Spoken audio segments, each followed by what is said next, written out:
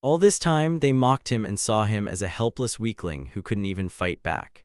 Until he stopped a punch with just one finger. A moment later, all hell broke loose. With a single move, he sent his bully flying and smashed him into a stone wall. The strongest mage in the world lay surrounded by the allies he had trusted more than anyone, staring helplessly at them. His right-hand man merely smirked and admitted that they had always seen him as nothing more than a useless burden. Betrayed by his own team, the great mage died the most miserable and humiliating death imaginable. But in the very next moment, he opened his eyes once again. His soul was now inside the young body of an unknown boy. Using magic, the main character delved into the memories of the body's former owner to discover who he was. What he saw filled him with rage. Although the boy had been born into the royal family, his own father refused to acknowledge him as his son. After learning this, the children of aristocrats turned his life into a living hell and beat him whenever they had the chance. One of them even called the boy a human punching bag, claiming that trash like him existed only so he could vent his anger. The teachers saw everything, but instead of helping, they only smirked and lazily told the bullies not to take things too far. The other students also watched in silence as the defenseless boy was beaten again and again before their eyes. But today, they made a terrible mistake, because the strongest mage in the world had just awakened inside the body of their favorite victim.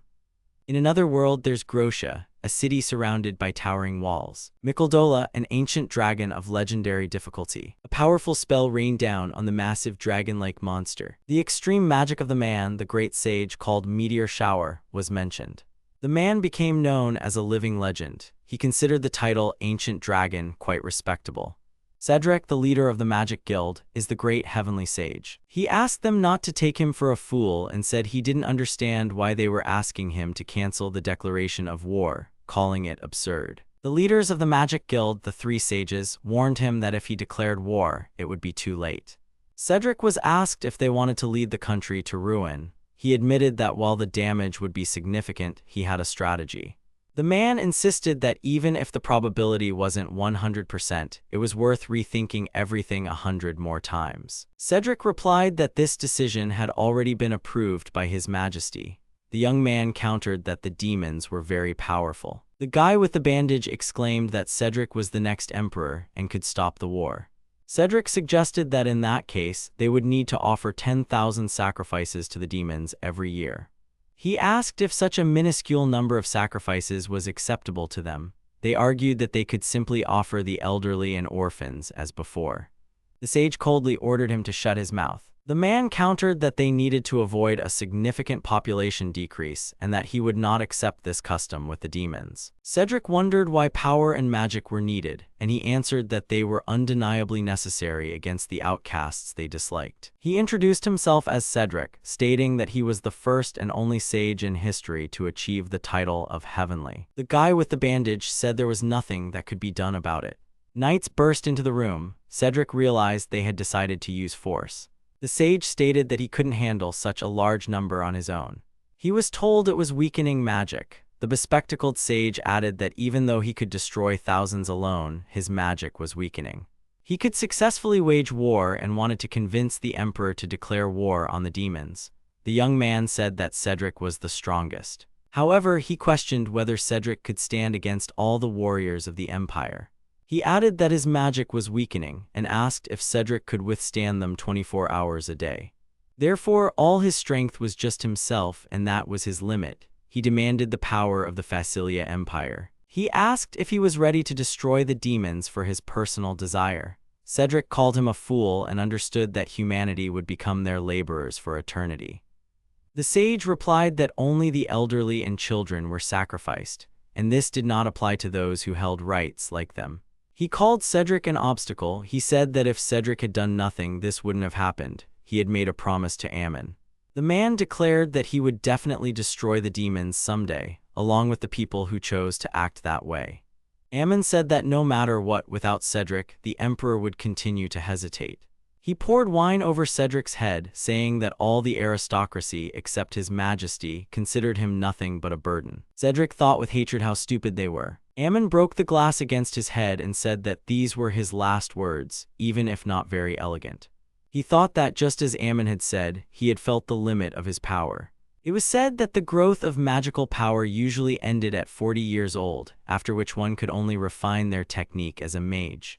The growth of the spirit, the source of magical power, stops. The man called himself the strongest mage in history and wondered what would happen if he, with the sage's knowledge, tried again. He decided to try again from scratch. 3 powerful beings were shown: Mikhaldola, the ancient dragon, Samaris, the furious angel of 8 flames, and Ifxer, the world tree of magic. He recalled how he once single-handedly confronted these enemies. Now, thanks to reincarnation, he would be able to overcome the entire demon race in one night. He said it was a shame that Ammon refused to rebel with him against the demon emperor, but this was only part of a larger plan, even if he had veered slightly off course. The hero woke up, looked in the mirror, and asked in horror, "Who is that?"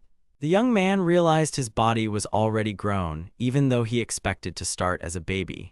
He noticed traces of a ritual. He understood it was a devil summoning ceremony involving self-sacrifice, and his soul had been pulled into this place. Cedric concluded that it was an accident, but everything turned out well, and he was in a young body. The hero decided to jump straight into the experience. A servant entered and announced that dinner was ready for Master Alfred. He asked the servant to wait, saying he would be there shortly. He thought he was too excited for his age and decided to gather information at the dinner table. Cedric tasted the food, noting its flavor and texture. He decided it was more than just good and asked for a second helping. The young man insistently demanded more food. He ate several plates, noticing how his senses had sharpened, and asked for another serving. He thanked them for the meal. The servants behind him looked extremely surprised. Cedric asked them to tell the chef that he enjoyed everything. The table was piled high with empty plates. He asked what was wrong and if he had overeaten. The butler replied that he simply hadn't expected such an appetite from him. Cedric thought that those who did their job well should be praised. He said the food was delicious, which surprised the servants again. He realized it was all about praise. He repeated once more that it was delicious. The butler reminded him that Master Alfred would be attending magic school starting tomorrow. He noted that the young man hadn't left the house for 2 weeks without a good reason. The butler explained that the master was the child of a former wife and that his father might stop providing for him. He replied, "All right," saying he would go to school starting tomorrow. He asked to be escorted there as he hadn't been in a long time. However, he realized that his lack of memories was a significant hindrance. He decided to use hypnosis magic to learn everything. Cedric resolved to cast memory magic on himself. In a flashback, a group of students were laughing at him. One of them asked if they heard him groan. He lay on the ground, hearing that they were only friends with him because of his well-off family and that he was just a son from a former wife. The bullies said he couldn't even use magic and that his father would disown him. They dramatically ended their friendship with him. He protested that they were the ones who had been interested in his family and started the friendship, but one of them hit him, telling him to shut up. They told him he was annoying and called him by his name, Alfred Belial. The bully asked if he just wanted a toy for entertainment. Another bully said he always wanted a punching bag that wouldn't fight back. He explained that this school was for the elite and they were under a lot of stress. The young man yelled, asking how they dared. A teacher appeared and Alfred asked him to save him. The teacher said he had a message from his father. The teacher relayed that his father told him to rely only on himself from now on. He added that students are judged by their achievements. He thought this had nothing to do with his grades, but the teacher said that no matter what, he was on his own now. Alfred begged the teacher to wait, but the teacher just said goodbye and left. The teacher stopped one of the bullies. With a smile, he said that, in his opinion, they shouldn't hit him. The young man didn't understand what was happening and asked, confused, why. The bully laughed, saying he still didn't get it. He explained that if the teacher had saved him, the teacher would have been the one in trouble. He realized in horror that he was just a punching bag for them. Alfred begged the other kids outside the window to do something, anything. He said he was suddenly being beaten and the teacher couldn't help. He remembered turning to his friend Charles. He said it was strange, they had been friends since childhood, and he begged him to understand. Charles replied that he had also received a message from his father. He confessed that, having been chosen by his parents, he had been forced to be friends with him. He said he was free now and would choose for himself whether to be with him or not. Charles said goodbye, hoping they wouldn't meet again. He thought about how cunning and insatiable the other guy was. His classmate believed they were all honest with themselves, but only attacked from the front. The hero lay on the floor, not wanting to be touched. He considered grabbing a stick but decided against it. The bully said he had an idea and ordered him to open his mouth. And that's when the hero snapped. He became interested in summoning demons. The young man decided to enact his final revenge by sacrificing his life. Alfred thought that he himself was the demon. He politely declined the butler's help, saying he would go on alone from there. The butler asked if he was sure about his classmates, adding that his father wasn't pressuring him to attend.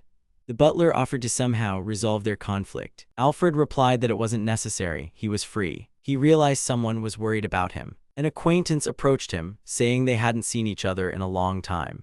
Another guy said they had been worried and asked for a silver coin. One of them asked what they would do if he stopped coming to school again. The other guy then demanded a gold coin. He replied, of course, but added that his father wouldn't give him anything right now. He realized he hadn't remembered everything about them yet. He decided it would be bad if they started bullying him. One of them grabbed him, asking if he wanted to get beaten up again. Alfred thought he didn't want to cause harm, but if the guy wanted to fight him, he was no match. The bully yelled that the guy couldn't even use magic. He punched him while the other boy was asking him to wait. One of them asked if the other remembered what happened to the teachers last time. The other clarified if he meant the time they damaged school property. The bully reassured the other, telling him not to be scared. He added that if they just beat him up, nothing would happen to them. The young man thought no, not at all. One of them told him to step aside. They said that no one would see them here. They declared that they would thank him for being such a show-off. Alfred thought that relieving stress by beating up the defenseless was not elegant at all. The bully furiously asked what he was talking about. He yelled that the guy had finally lost his mind. The hero easily dodged the bully's punch. He effortlessly stopped the bully's fist with a single finger. The young man thought he was seeing everything in slow motion, like a freeze frame. He easily deflected the punch without even moving from his spot. The bully slammed into the wall with force, causing it to crack. He thought that was an elegant attack. To say something like that, one of the bullies furiously asked what he had done. He wondered if the guy had found some magical item at home. Alfred replied that he didn't need such things. He said he had his own trained magic. The other bully couldn't believe his ears. He was gasping in surprise. The young man calmly repeated that it was trained magic. He added that he was born into an elite family of mages. But with his parents' connections severed, the hero easily threw him aside. He thought that until he understood his surroundings, he didn't need anything like that again. The hero used magic to mend the walls and heal their wounds. He thought he couldn't invade their memories, but he was sure they were definitely scared of him now. Alfred decided that even if they told someone, no one would believe them anyway. He chose to leave, at least for now. One of the bullies was bewildered, unable to understand what had happened. Another asked where their wounds had gone. He couldn't comprehend how his broken bones were whole again. They concluded he must be from an elite family of mages. He probably used an artifact that cast an illusion on them. He couldn't believe that person could be so strong. The young man realized that this body's memories were slowly starting to merge with his own. He thought his class was somewhere nearby. A teacher stopped him, saying he was already in the advanced class. The teacher explained that starting this month, he was in the 3rd class, so he wouldn't think he'd always be under his father's wing. The teacher added that from today on, he would stop treating him with respect. Alfred thanked the teacher. The teacher called him a prince in the mud. A girl sitting on the floor saw Alfred. She exclaimed that it was him. She ran up to him, saying they were worried because he hadn't shown up at all. Alfred said he had a lot to learn. He took her hand and asked for her name. She replied that she was the class representative, the representative of the subordinate class. He asked what the students collecting stones on the floor were doing. The class representative explained that it was for the advanced class students' magic practice.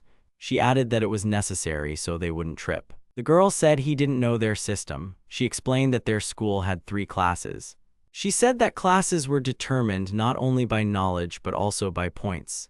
If they didn't have enough points by the end of the year, they could be expelled. The class representative explained that commoners can rise through the ranks thanks to their grades. She added that effort is rewarded here.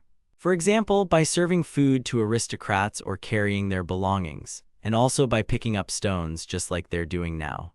She said that she never gives up even when picking up stones. She'll do anything to be in a higher class. The girl said she wants to prove that commoners can become the best mages, just like the late Lord Cedric.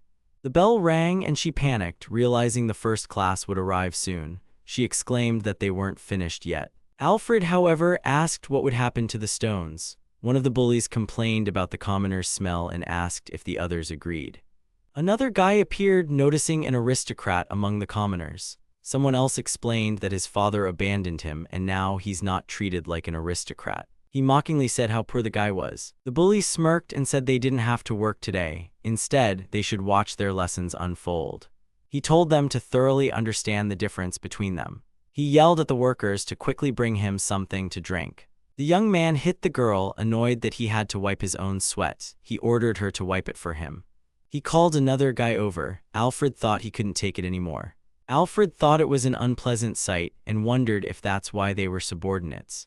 He asked if this meant they had no time for studying. The girl explained that they earn points instead of attending lessons. With tears in her eyes, she replied that they were workers now. Alfred realized they were deceptively encouraging effort and stealing their right to education. This was a discriminatory system.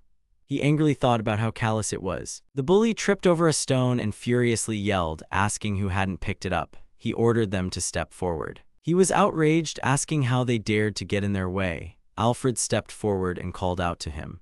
The girl replied that she was cleaning here. The bully furiously asked if she saw the blood and if she thought she would get away with it. The class president was in shock. She thought that none of this was because of the stone.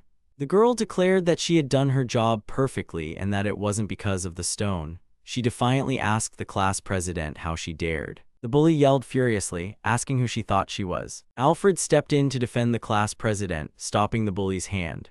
The bully couldn't believe he had been stopped. He furiously yelled that he would get him instead.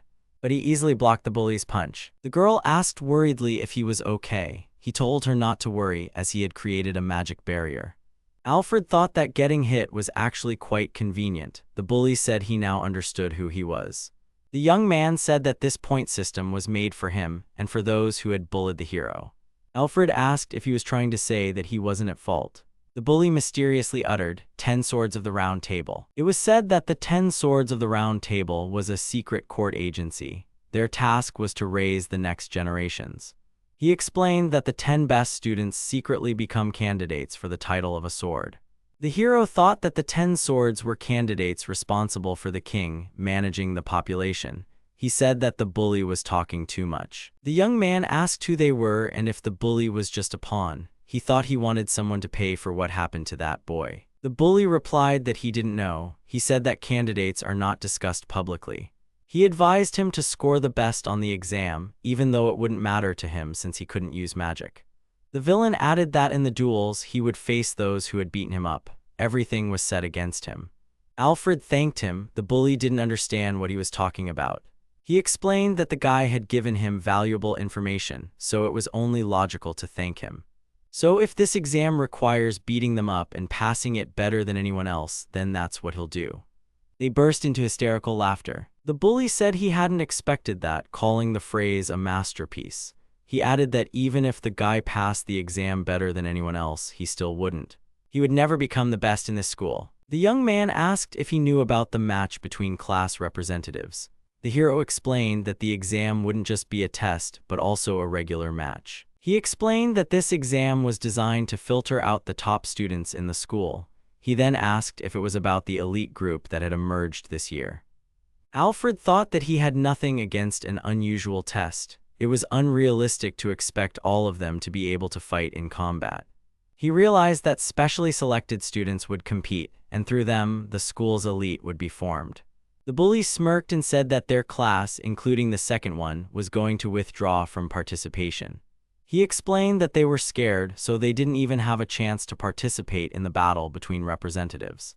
The hero asked if they were going to withdraw. He then asked what would happen if Alfred said he would gather 3 people and defeat them. The bully was indignant, asking why he thought he could pull that off. The teacher appeared, saying that arguing was bad. He added that a third-year student almost out-argued a first-year. The man said that if that happened, he could become their homeroom teacher and even make a promise as their mentor. He said that then he could acknowledge their right to be called the first class, and everyone would stop using them as laborers. The teacher said that if they wanted to show themselves as even slightly pathetic, they would remain laborers. The class president, in a panic, asked if Alfred understood that they would be up against the first-year class. Another student fearfully said that because of him, they could all suffer. Alfred, however, thought that they were being treated poorly and didn't want to take risks. One of the students asked what he thought they should do. He figured that with the way the school was set up, they had no choice but to shut up and listen to what those above them said. The hero said he just wanted to know if they felt sorry for themselves. He asked if anyone wanted to participate in the representative match with him. One of the students said that if anyone participated with him, they would also face hostility. The hero thought that the spirit of a worker was deeply rooted in their souls. He thought they had completely given up. The class president said that 3 people were needed for the match and they still needed 1 more person. She agreed. The other students were shocked. They said that if she agreed, the whole class would suffer. She replied that otherwise, they would remain workers. The girl said she wanted to take this chance. She didn't want to submit without even resisting. Alfred thought she had a strong will and was different. The other students were bewildered. The other students decided that even if they participated, they wouldn't win, and it was better to stay quiet. They said that these 2 were bothering them. Another student replied that they should do as they pleased, even if they tried to persuade them. They decided they wouldn't find a 3rd person because they wouldn't win anyway. The class president thought that it was true, they wouldn't find a 3rd person that way. Alfred said that he hadn't expected to find a 3rd person among them after the class president agreed. The class president asked if he had a plan. He replied that he had an acquaintance. The border of the closed city of Darsh was shown, as well as the dangerous region, the irreversible forest. He said that he had been called the greatest genius since the founding of the Magic Academy over 10 years ago. The young man explained that he had finished elementary school early and graduated from the Magic Academy's middle school at age 12. He decided to join the Magic Guild without attending high school. The hero didn't see much point in further schooling and training at the academy, so he decided to become the best mage as quickly as possible. The man announced that Silos Taylor's exam was starting right then. Silos believed he could become the best mage in the world in the future, and on the day of the entrance exam he appeared before him, Cedric the Sage. He used the 3-stage magic Stone Bomb and thought his magic wasn't affecting him. The young man thought everything was going according to plan. As soon as he neutralized the magic, a weak point would appear. That was his goal. His goal wasn't to pass the exam. He wanted to defeat a general at age 12. He shouted that he wanted to become a legend. The sage, surprised, thought a legend. He didn't understand what had happened or where his weak point was. Silos couldn't believe that he had defeated him without even using magic. The young man said that he had underestimated the guild general. The exam was over. As a result, he said that he wasn't worthy of joining. Silos, in shock, asked again.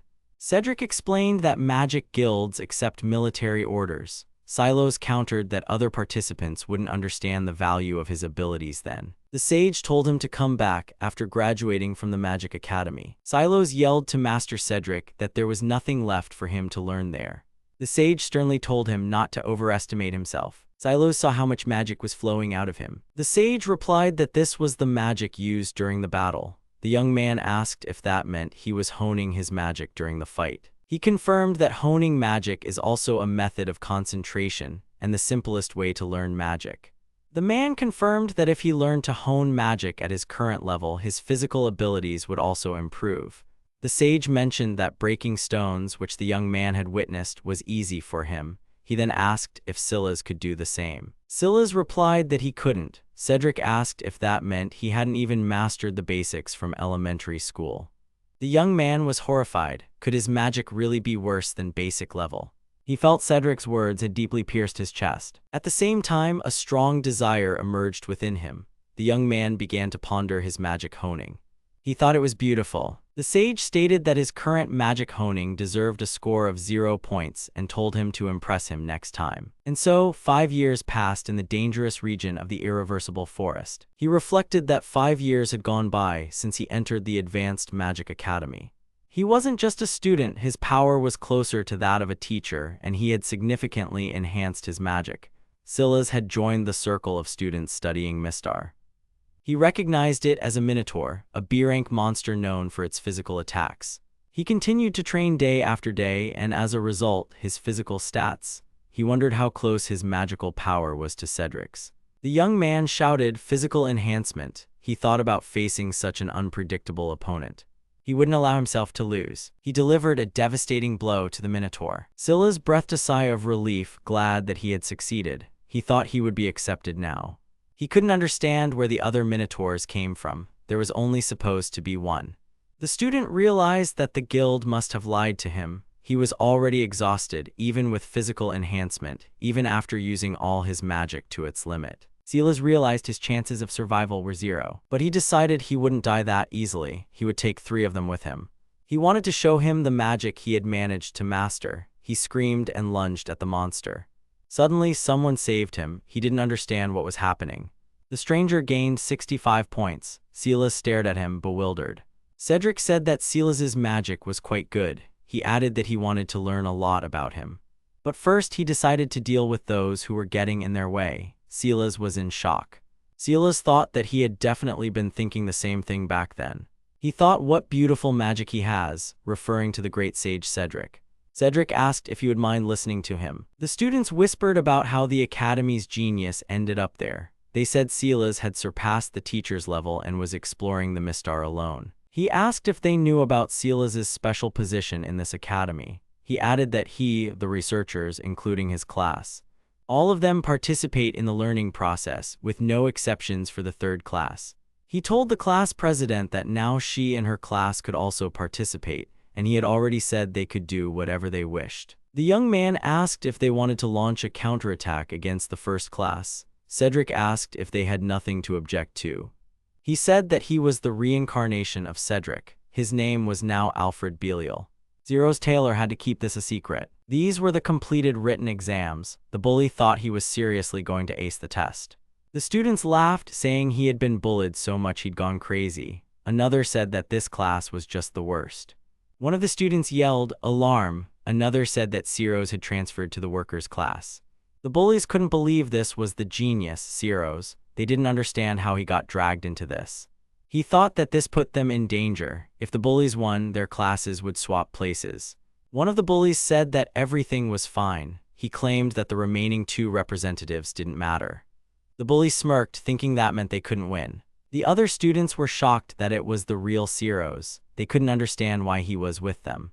A girl asked worriedly if Alfred was okay. The young man asked what she was talking about. She reminded him that today was the written exam and tomorrow was the battle.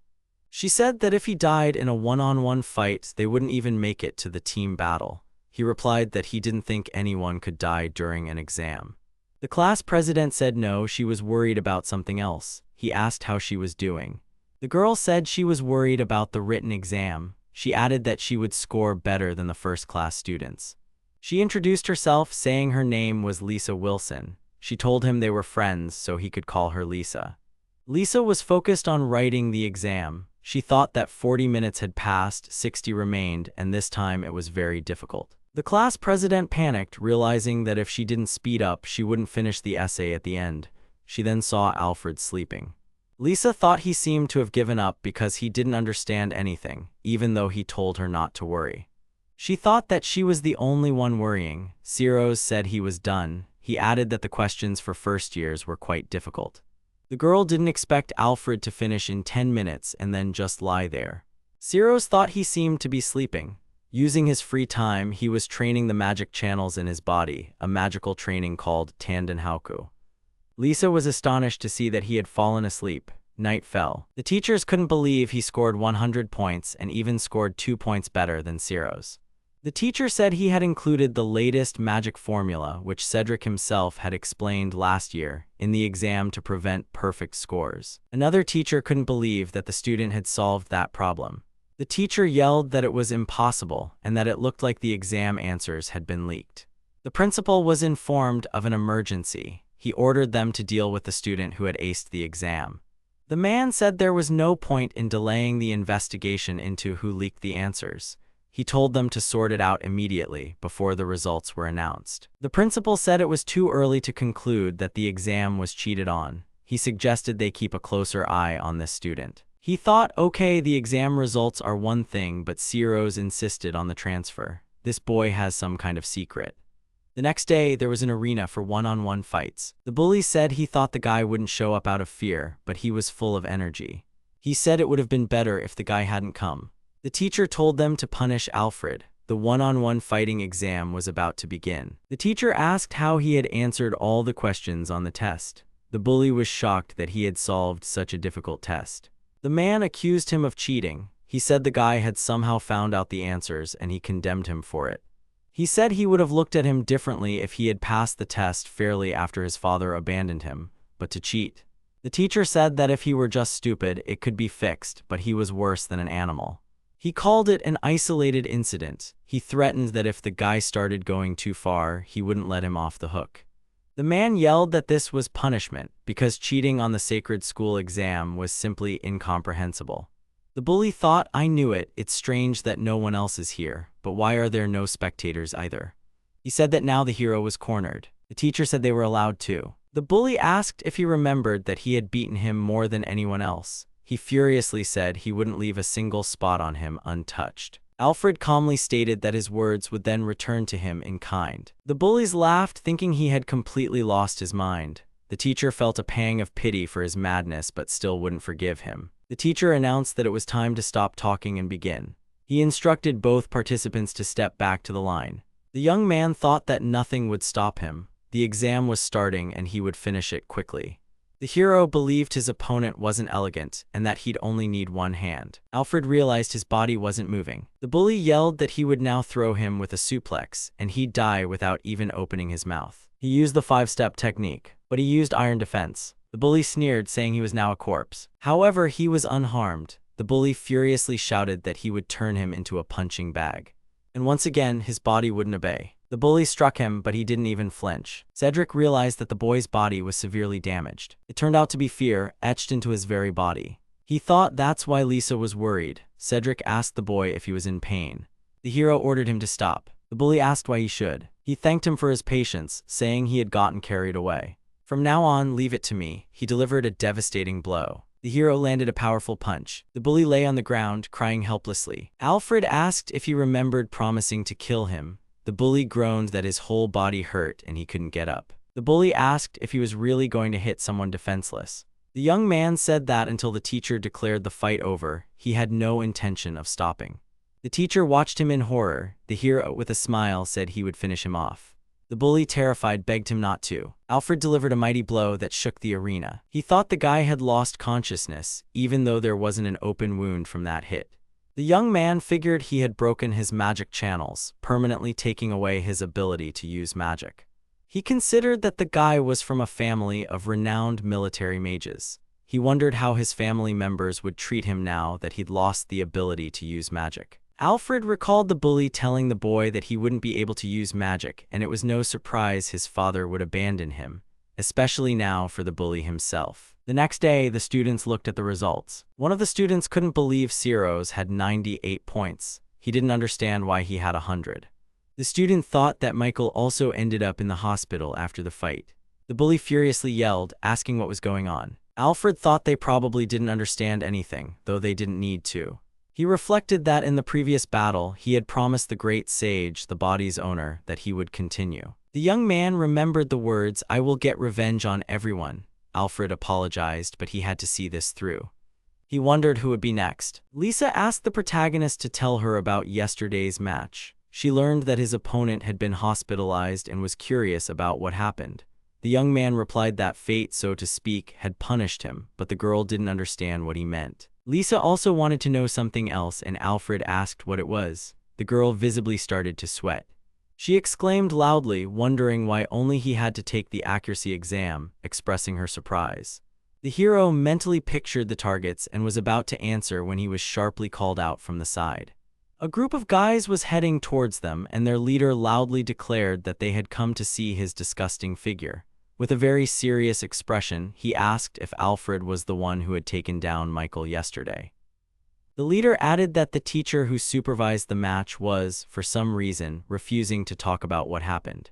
The guy suggested that the protagonist must have weakened Michael with some kind of drug, because a shrimp like him couldn't possibly win. He noted that their class had decided this, and so they intended to publicly humiliate him. A whole crowd watched the heroes smugly. One of the young men approached Alfred, ordering him to go ahead like their clown.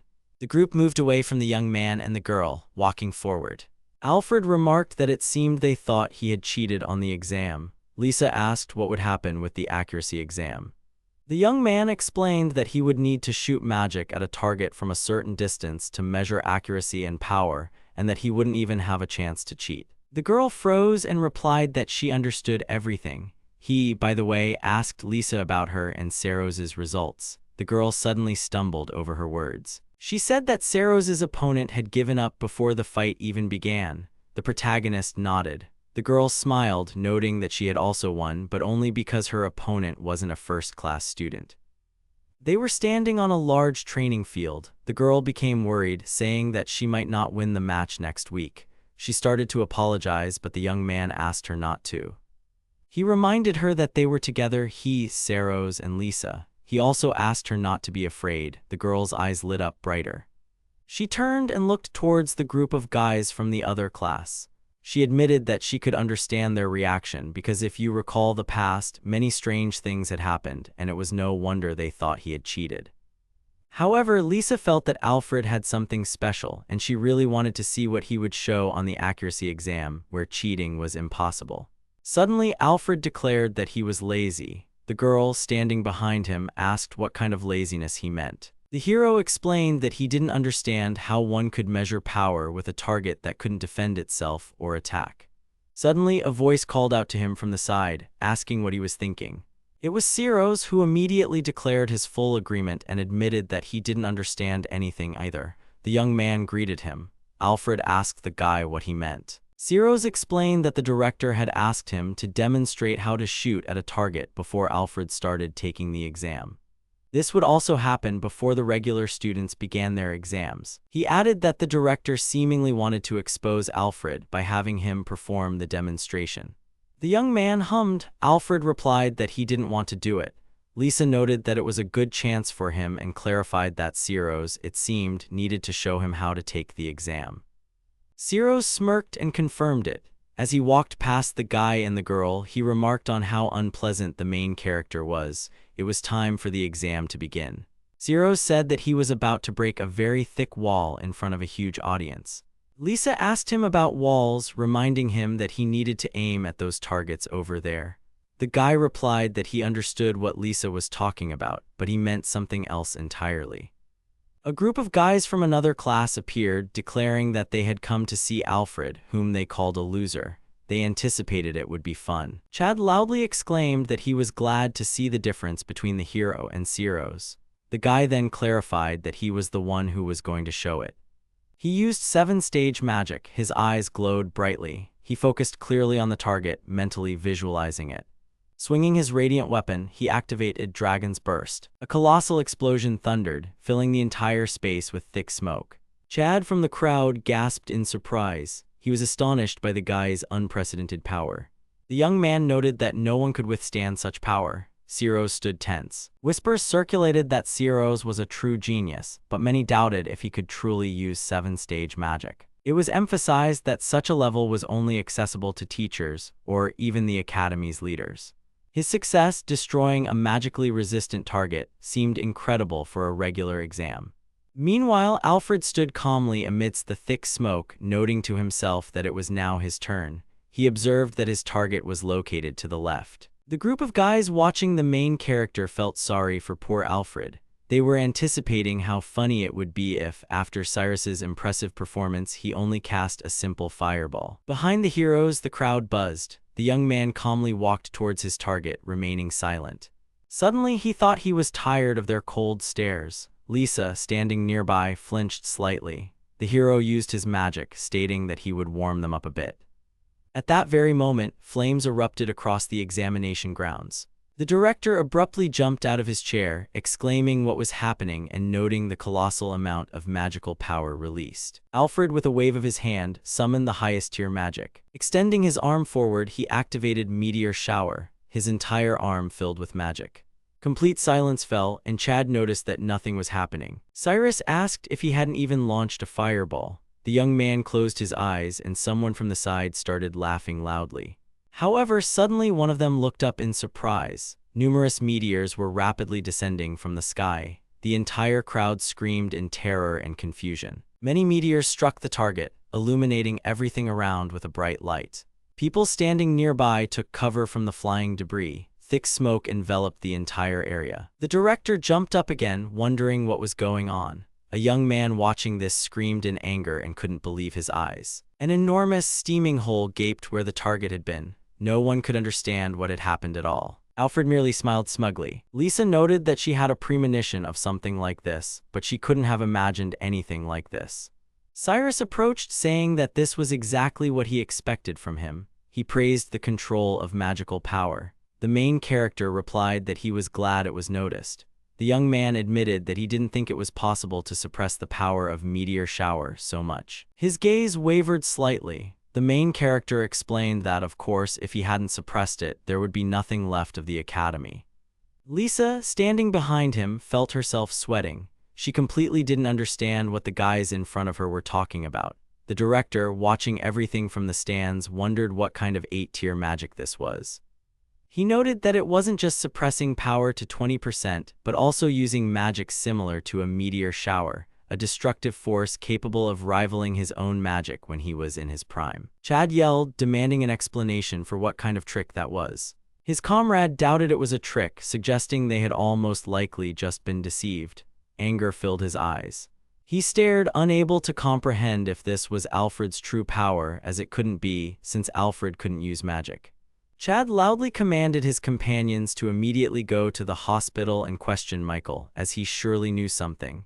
He was determined to find out what had happened to Alfred.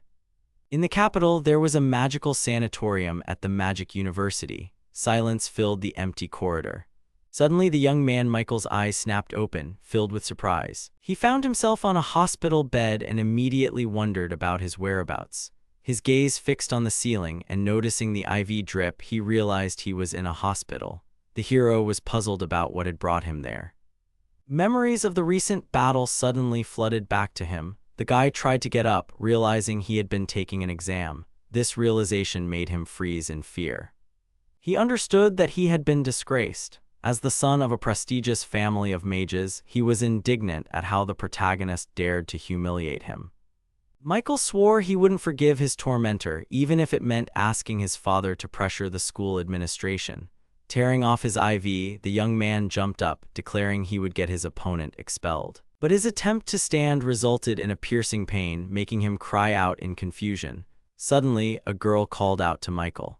At that moment, Amelia entered the room, followed by the doctor. The girl asked if Michael had woken up. The hero, noticing her, asked if the doctor was nearby. He declared that he urgently needed to deal with someone and his pain required immediate relief. The doctor's face froze, then he sadly nodded, explaining that he couldn't fulfill his request. He noted that the young man was lucky to even be able to stand. The guy, trying to get up, demanded an explanation. With anger on his face, he declared he was leaving and insisted on treatment. In response, the doctor merely advised him to look at his legs. The young man saw them trembling. The doctor asked how he planned to walk on them. Michael, overcome with intense fear, remembered the recent battle and realized that's when it had happened. The doctor added that the wounds would heal in about 6 months, and then he would be able to live a normal life.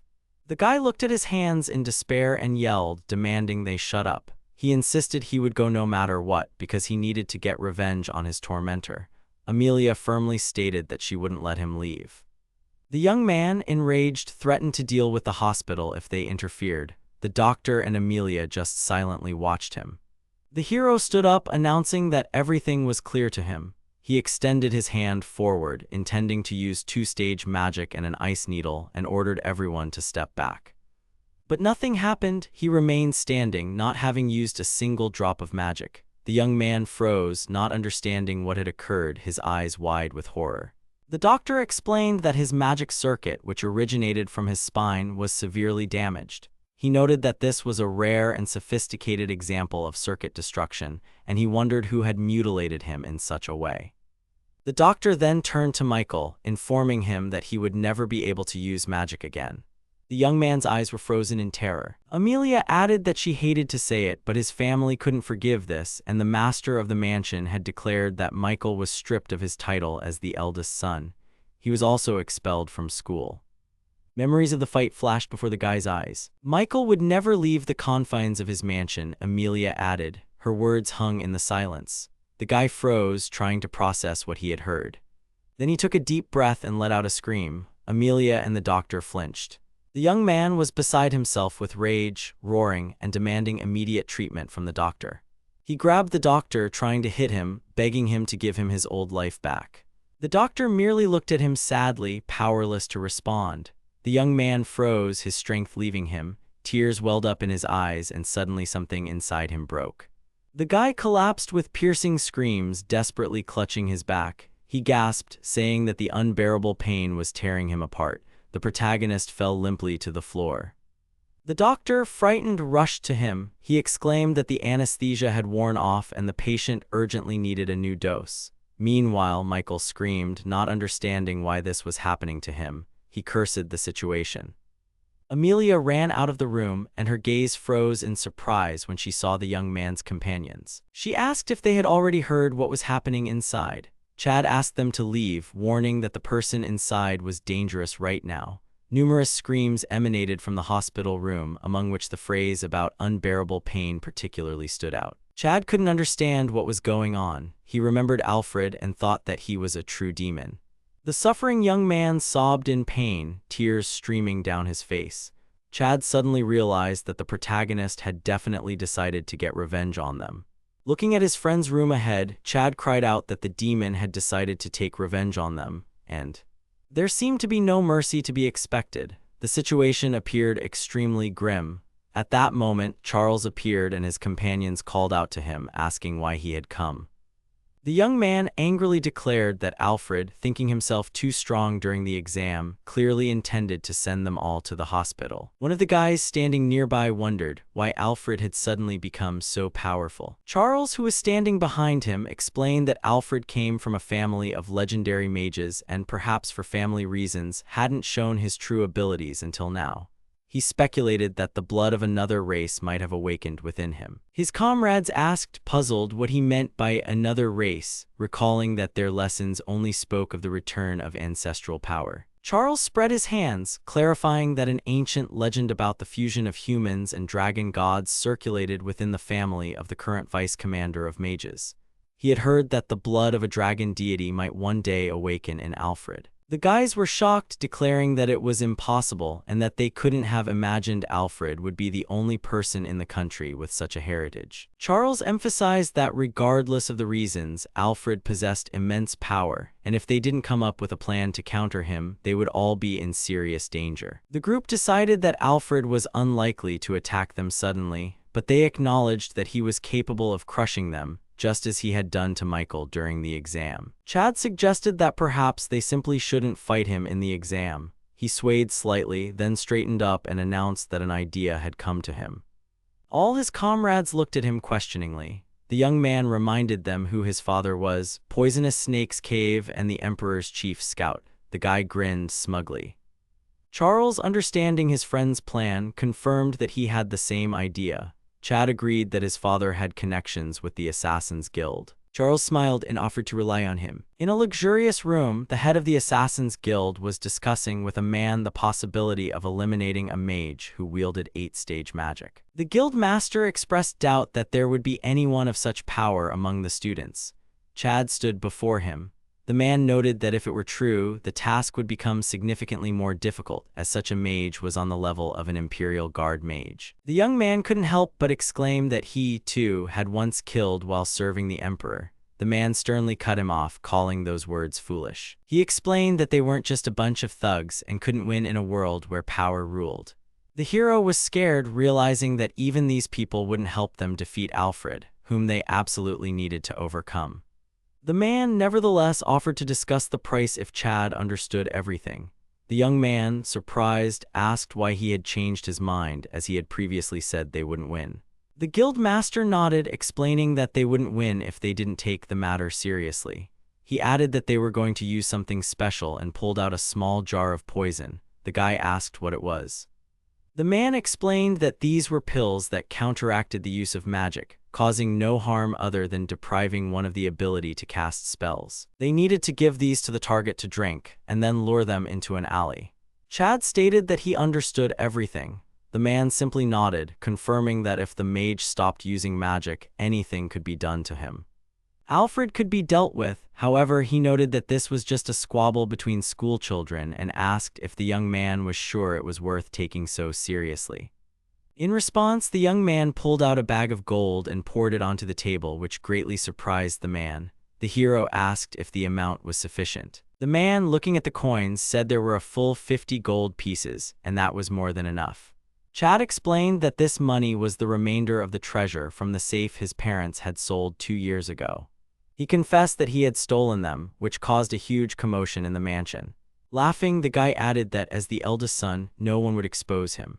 Subsequently, after a thorough search for the thief, one unfortunate servant was unjustly convicted and executed. The hero, perfectly remembering the true face of the criminal, merely smirked at the thought of another's innocently spilled blood. The guild master, looking closely at the young man, declared that he now understood who he was dealing with. Given this, he stated that 25 gold coins would be enough to fulfill the order. This amount, he said, was an advance. He also added that if the hero managed to become the head of his house in 7 years, the guild would gain its best client in him. The young man nodded, expressing his full agreement. Now Chad's plan was to finish off the protagonist. Alfred sat at the table demanding more food. Lisa, standing behind him, watched him with surprise. It was hard for her to believe that he could consume such a vast amount of food so quickly, all while maintaining impeccable etiquette. She mentally noted that aside from the mountain of empty plates, it was the most elegant meal she had ever seen. Nevertheless, she decided to pretend that nothing unusual was happening. The hero, surrounded by stacks of plates, remarked that after such a meal, he absolutely needed coffee. Suddenly, Alfred was called out too. He looked up. He saw Chad approaching him, who said they needed to talk. The protagonist dryly told Chad not to interrupt his tea break and asked him to leave. Chad noted that he had specifically brought a drink hoping to improve his mood. Then, the young man, sitting next to Alfred, declared that he wanted to apologize for everything. Alfred asked if the hero had seen Michael's condition. He added that Michael hadn't stood a chance last week, so he decided to act more gently. The guy, taking a sip of coffee, replied with a smirk that there was no such concept as shame in his dictionary. Chad noticed the guy drink the poisoned coffee and quickly assured him that everything was fine, adding that he had a gift for Alfred. The protagonist asked what exactly he meant. The young man, spreading his arms wide, announced that he had managed to find out the names of the top-performing students who could join the Swords of the Round Table.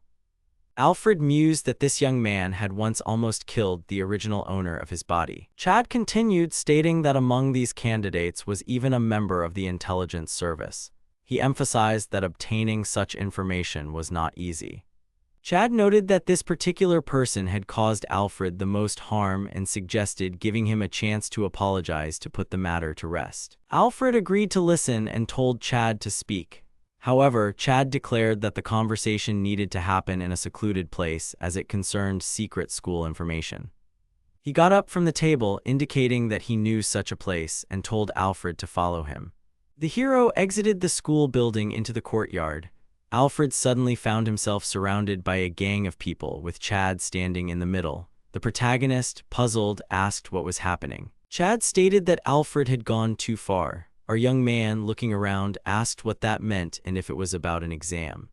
The blonde guy informed him that the hero had attacked an aristocrat and that the desire for revenge was only a small part of what motivated them. He added that Alfred, although from an aristocratic family, had been abandoned by his parents and was now considered an ordinary citizen. The protagonist merely chuckled, advising Chad not to make him laugh. He remarked that relying on one's family was no longer fashionable these days. Chad noted that even in this situation, Alfred maintained his usual demeanor. He admitted that the hero was indeed strong.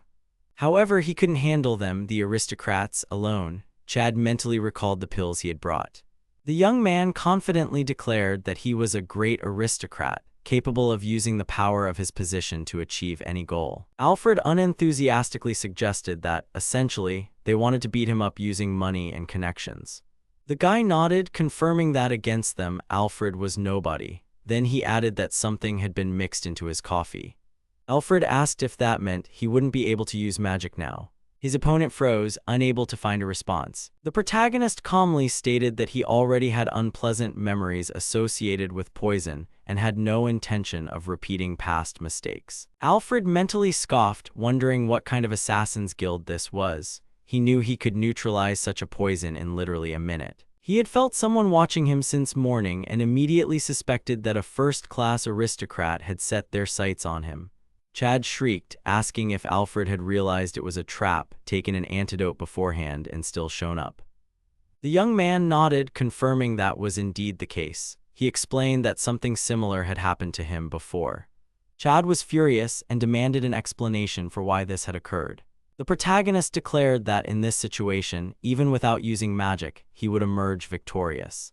His only weapon would be his hand-to-hand combat technique. He unhurriedly surveyed all his opponents, hidden under dark cloaks.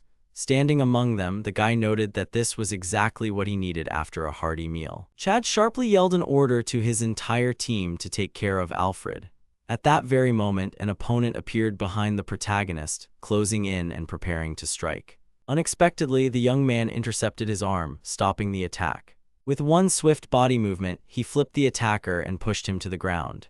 Alfred calmly invited them to continue. He expressed hope that their strength would be greater than his desire to nap after a heavy meal. Silence reigned in the dark alley, broken only by the echoes of the recent skirmish. Many defeated opponents lay motionless, their dark cloaks spread out on the ground. The protagonist continued to fight the last mercenary who was desperately trying to gain the upper hand. However, the guy easily dealt with him. Alfred grabbed the opponent's arm and with a sharp movement twisted it forward. The mercenary, losing his balance, fell to the ground. Hitting the ground painfully, he dissolved into thick smoke and lay there. No sooner had the protagonist exhaled than another opponent appeared behind him, swinging a weapon. But the young man, anticipating the attack, instantly got up, grabbed the assailant by the collar, which greatly surprised him and made him flinch. Using his refined hand-to-hand combat technique, Alfred threw the opponent over his shoulder. The mercenary crashed heavily to the ground, groaning in pain. Chad watched the events unfold from the sidelines, his face expressing complete bewilderment. He couldn't believe how a man who hadn't resorted to magic and seemingly hadn't exerted excessive physical effort could defeat experienced members of the Assassin's Guild. His mind refused to accept what he was seeing. As if reading his mind, Alfred calmly stated that he was a master of Eastern martial arts. He explained that, as the ancient saying goes, it's important to keep your softness in check. The technique wielded by such masters, he said, is also known as the sacred zone. The young man looked forward and noticed that, by the way, Chad was the only opponent left. In the next moment, the young man unleashed a flurry of lightning-fast blows to his head. The protagonist wound up and delivered another powerful strike, sending Chad flying and crashing down. Alfred noted that the antidote had finally started working, and now he could use his full physical strength. His opponent, with a bloody nose, pleaded for mercy, asking him to wait, but suddenly Alfred struck him again with immense force. The hero swung his fist, and Chad received multiple blows all over his body. The young man was sent flying backward from the hits and landed heavily on the ground. Chad screamed in pain and didn't understand what was happening. Suddenly, he floated above the ground, suspended in the air as if an invisible force was holding him. Alfred, winding up his fist, aimed it at his opponent. With a slight movement of his hand, he struck Chad, sending him flying forward and down, but before he could fall, the protagonist unexpectedly flipped around. He struck his opponent from the other side. Chad had no idea what was happening, as he realized he couldn't even fall because the blows were coming from all directions. Tears welled up in his eyes. Alfred stopped, thinking that perhaps he had had enough for today. He delivered one last blow, and Chad froze in place. His opponent was incredibly relieved that it was finally over. He looked at Alfred with half-open eyes, feeling relief that he was finally allowed to fall. However, Alfred intercepted him and used the Seraphim restoration technique. The young man, still in shock, asked why he had healed him. The protagonist calmly replied that he did it because Chad had almost lost consciousness. His opponent timidly asked if Alfred forgave him. The hero, towering over Chad, declared with a serious look that he was ending his revenge for the school bullying. However, he wasn't ready to forgive Chad for trying to finish him off. Chad looked at him anxiously. Alfred sternly added that the second round was about to begin. Alfred delivered the final, decisive blow, making Chad cry out loudly. All his opponents lay defeated right before him. The hero sighed heavily and asked if they could finish the exercise after eating. He stared intently at Chad, who lay motionless. The main character, however, noted that his opponent had flown back from the blow quite inelegantly. Then Alfred used complex 10-stage extra teleportation magic. He carefully surveyed the scene, noting to himself that when it came to cleaning, nothing beat burning the trash.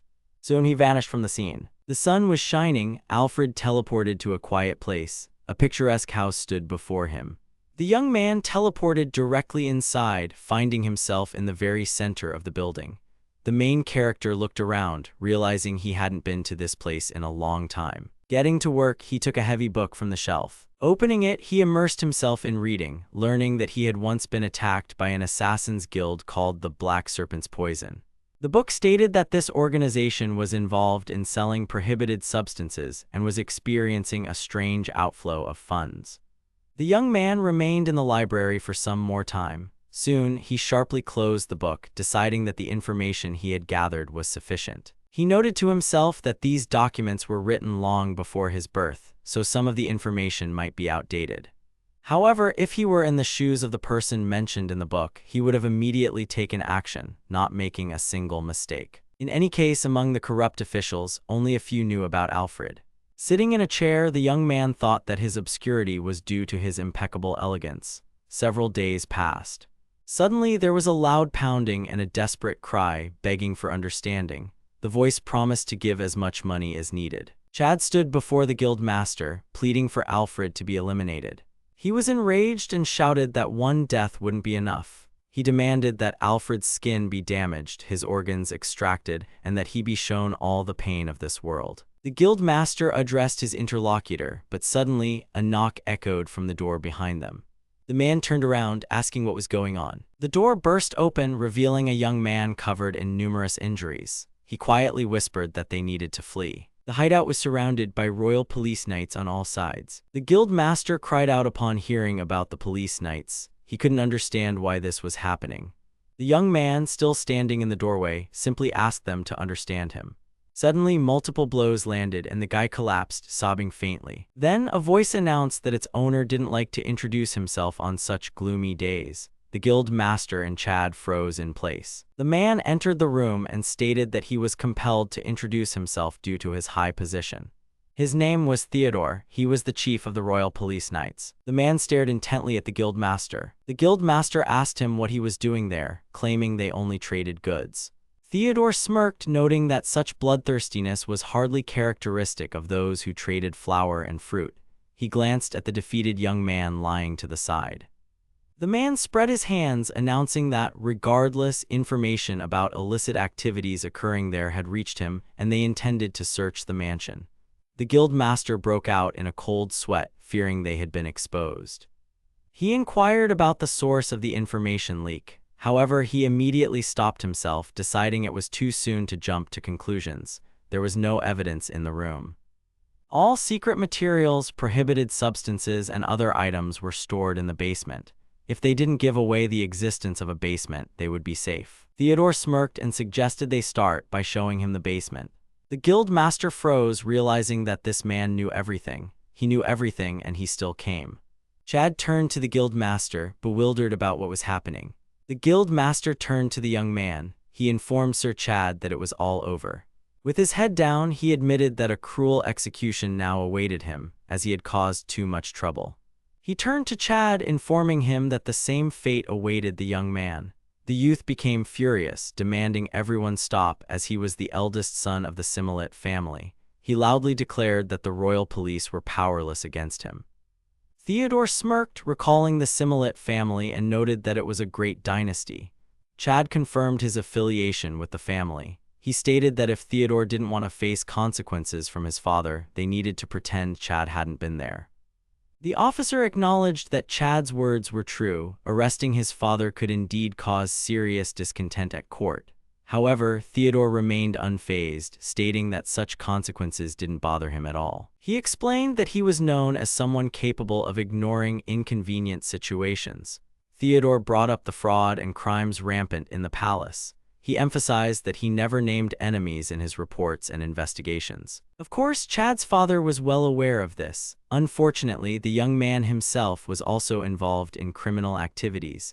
Chad froze, trying to understand why he was being labeled a criminal and what exactly he was guilty of. He pictured a lizard. The officer explained that he was referring to cutting off the lizard's tail. The young man flinched. Theodore continued, explaining that for convenience, it would be much faster to record that all conspiracies and crimes were conceived by them, even if it concerned the simulates. He noted that the royal court was a true nest of venomous snakes. No matter how close a family member you are, if you commit a transgression, you will be disowned. Such is the cruel law of this world. He cast a glance at Chad. Meanwhile, Theodore adjusted his hat, emphasizing that attempted murder was an extremely serious crime. He coldly addressed the young man, adding that, unfortunately, there were no guest rooms in prison. Theodore's sternness made Chad tremble with fear. The youth asked if this meant he was being disowned. He sharply shifted his gaze to the guild master. Chad activated his magic and screamed loudly, unable to believe what was happening. At that moment, he was sharply called out from the side. The guild master warned that any resistance to the officer would only worsen their situation. Spreading his hands, he urgently asked Chad to surrender. The young man hunched over, his body shaking with rage. He was barely holding himself back. Officer Theodore loudly ordered his men to escort him. Soon, Chad and the guild master were led away, handcuffed. The man exhaled and said that, despite everything, he was curious why documents, which someone had apparently placed there, were on his desk that morning. The protagonist noted that the papers looked surprisingly elegant. They resembled those belonging to a certain distinguished individual with whom he had once collaborated to destroy a powerful criminal organization. This involuntarily brought back memories of the commander of the Mages Guild and their fruitful cooperation. Theodore, looking up at the sky, expressed doubt that what was happening could be true. The hero took a deep breath and decided to stay outside, not wanting to go in. Meanwhile, a loud exclamation of complete disbelief at what had happened echoed from a classroom in the magic school. Chad's group members, shocked by the news, declared in unison that their comrade had been apprehended by the royal police. Charles, confirming what he heard, added that he himself had been expelled from the educational institution and his family had disowned him. All of this happened simply because, according to him, he couldn't capitalize on his luck. One of the remaining guys yelled at him to stop, reminding him that there were only 2 of them left now. The young men anxiously realized that Michael had lost his ability to use magic, and Chad was even captured. They were gripped by fear at the thought of whether they would be the next to face Alfred's justice. Everyone understood that Michael and Chad now had no future. Charles seemed confident in his thoughts, believing there was no room for doubt. He asserted that Alfred's abilities were very real. The protagonist could mercilessly destroy them all. One of the guys suggested they needed to get revenge, proposing they strike first. The other youths objected, noting that such words were much easier to say than to do. They doubted whether a group of 30 people would be enough, though they admitted their influence extended to all the school bullies. A suggestion was made to gather not just 30, but 100 allies.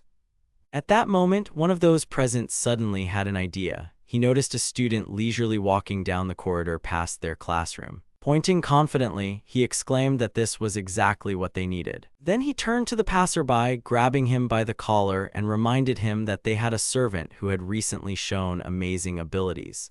Ultimately, they came to a unanimous decision to defeat Alfred together. That same guy cringed in fear and, with a trembling voice, asked if they were talking about Alfred. He was overcome with terror as he considered such a thing impossible. He reminded them that the hero had demonstrated 8th-level magic the day before. Moreover, rumors circulated that he had single-handedly avenged an entire group of professional mercenaries. The young man and his friends decided not to take any chances. Breaking free, he screamed loudly, running away and begging them not to involve him in this scheme. The youth who had been holding him earlier remarked that he seemed to have chickened out and hadn't listened to their words at all. His comrade, in turn, bitterly stated that even their lackeys were refusing to help them. Suddenly, one of the guys sharply turned around and demanded they stop talking nonsense. He indignantly asked if they really thought anyone should be allowed to look down on them, emphasizing that he certainly wouldn't forgive that. The dark-haired youth, biting his finger, regretfully announced that, sadly, Charles and Michael were effectively out of the game and their school reputation was rapidly going to hell. Charles, lost in thought, didn't say a word. He noted that he had always considered his comrades idiots, but not to this extent. He was surprised by how much it mattered now that their lackeys were looking down on them when they had lost their friends, and all they cared about was their reputation. Charles pondered what it meant to be born into an aristocratic family. He considered the concepts of power. He understood that it was enough to utter just one word for others to do their bidding. The guys didn't realize they were in danger. One of the youths reminded them that if they lost the upcoming practice battles, their class and the other one would have to switch places. His comrade objected, claiming that couldn't be, as they had assured them they would keep their promise. The young man announced that he would probably head to the dining hall for now. He admitted that he couldn't bring himself to tell them directly that he considered them hopeless idiots. His companions agreed, assuring him that later they would all definitely figure out how to stand up to Alfred. Charles stepped aside and muttered that their opponent was a real monster, and he'd be better off not getting involved with those fools. He broke out in a cold sweat, agonizing over what to do next. Soon, he reached the dining hall. The protagonist was already there with Lisa. He loudly expressed surprise that third-year students were setting the table for the first-year lunch. The girl confirmed that this was indeed the case and had been a common practice for a long time. The young man froze, staring ahead, and mumbled that something like this always happened during the council meeting.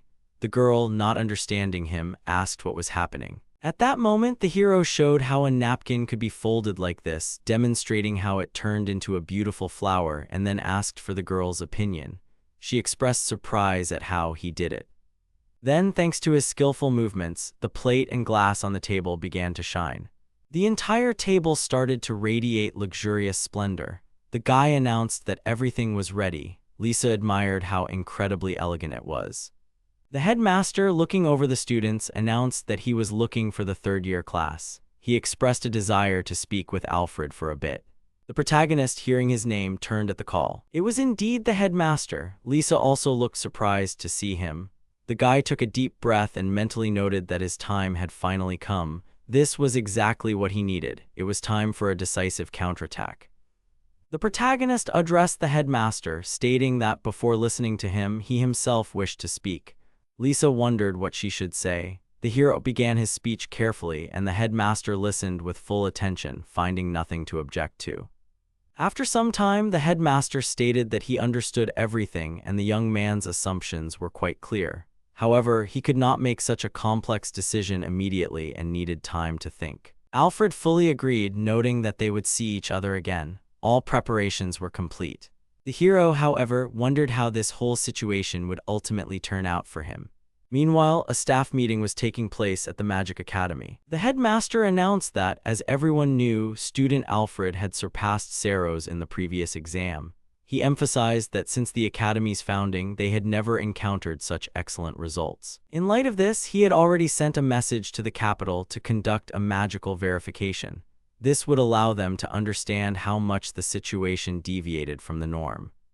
He then turned to Clive, who visibly flinched. The principal loudly reminded everyone that if the third class defeated the first, their positions would have to switch. He wondered if Clive had actually made such a promise. The homeroom teacher took off his glasses and nodded, clearly unsure how to explain the situation. He tried to brush it off, noting it was just a verbal promise given on an eye-for-an-eye basis. Putting his glasses back on, he stated that it shouldn't have been taken seriously. However, the principal noted that he was seriously considering the possibility of a position change. At that moment, Clive was suddenly overcome with fear.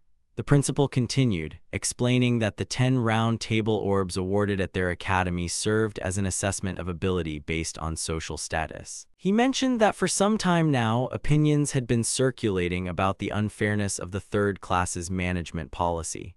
Until now, they had postponed addressing this issue, not wanting to get into conflicts with the aristocracy. The principal stood up and emphasized that nevertheless this was an excellent opportunity. He predicted that in the future, the student Alfred would undoubtedly bring glory to the aristocracy and perhaps become a world-renowned mage. However, according to the principal, Master Clive bore the sacred burden of a teacher. It would be extremely inelegant of him not to follow through on his own words. If that were to happen, only contempt for the school would remain in the principal's heart, and he would be forced to submit a letter of resignation.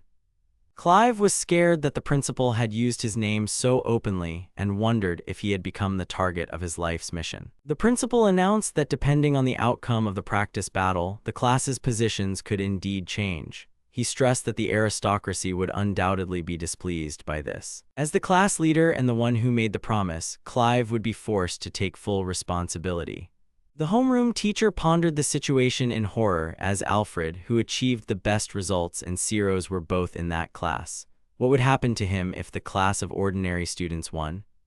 Defeat would cost him his head. For the first time he faced such a ruthless attack. He clearly envisioned that all of this would turn out very, very, very badly. These thoughts swirled in his head.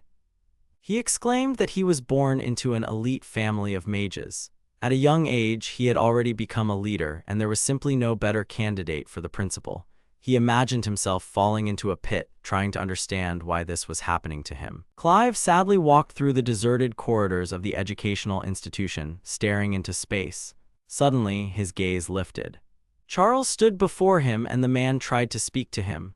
However, the young man anticipated him, informing the teacher that he himself wanted to discuss something important with him. Charles directly asked the homeroom teacher if he understood that they would both soon be in a very difficult situation. The man thoughtfully scratched his head, acknowledging that the boy seemed well informed about what was happening at the academy. He noted that he hadn't expected such insight from the young man. Charles announced that he had a certain proposal. They needed to use their connections with candidates among the 10 round table orbs. Hearing this, Clive trembled with fear. He exclaimed that it was a strict secret that shouldn't be revealed so carelessly. The young man assured him that he understood his concerns, but added that in their current situation, they couldn't be picky about methods. He warned that if they didn't do anything, chaos was sure to follow. Clive, his voice shaking, asked what the proposal was. The student explained that the solution was essentially simple, but without their involvement and without the intervention of the 10 balls that could influence the school's self-governance system, the situation would escalate into a full-blown war. Charles emphasized that in such a case, they wouldn't succeed. He stated that he had the ability to control this conflict and possessed many ways to attack and destroy the main character. Outside, it was raining and the moon hung above the academy, illuminating the night's darkness. In the Magic Academy, one of the commoner dorm rooms belonged to Lisa. She was sleeping peacefully, lost in childhood memories. In her dream, she called out for her sister. Images of her older sister being taken to an aristocrat's mansion surfaced in her mind. Lisa remembered the girls saying that she had accidentally ended up in that house, couldn't sleep, and then met the Duke, who was secretly strolling through the city. As a child, little Lisa naively believed that her sister would soon become the Duke's bride. She recalled her sister's lack of enthusiasm and her own misunderstanding of the situation at the time. She even saw tears in her sister's eyes. Lisa, like a child, waved to her and wished her good luck, genuinely happy for her. In that innocent period of her life, she knew neither the true meaning of the word mistress, nor the fear of social condemnation, nor the depravity of that Duke. She knew nothing of his legitimate wife's envy, nor the abuse her sister endured. She didn't know that after she tired of the Duke, her sister would be abandoned. Lisa knew none of this. She lived in complete ignorance. Now she understood that all of this happened because her sister hadn't told her anything. Lisa remembered crying, begging her sister to keep her promise and send her letters. Several months later, the first and last letter arrived, containing a few gold coins. The girl then picked up the envelope and rejoiced loudly at the news from the mansion, anticipating that she could now buy groceries. However, the letter stated that her sister was not a wife but merely a maid and had ultimately taken her own life. It was a dry, formal message, an attempt to compensate for the tragedy with a paltry sum of money. As she read, the girl cried inconsolably with those very coins lying beside her. She called out for her little sister again. Lisa suddenly woke up, tears glistening in her eyes. She quietly called for her sister. Looking at her hand, she realized it was another dream about her childhood.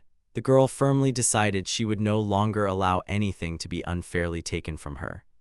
With this thought, she studied with all her might and managed to get into the Magic Academy.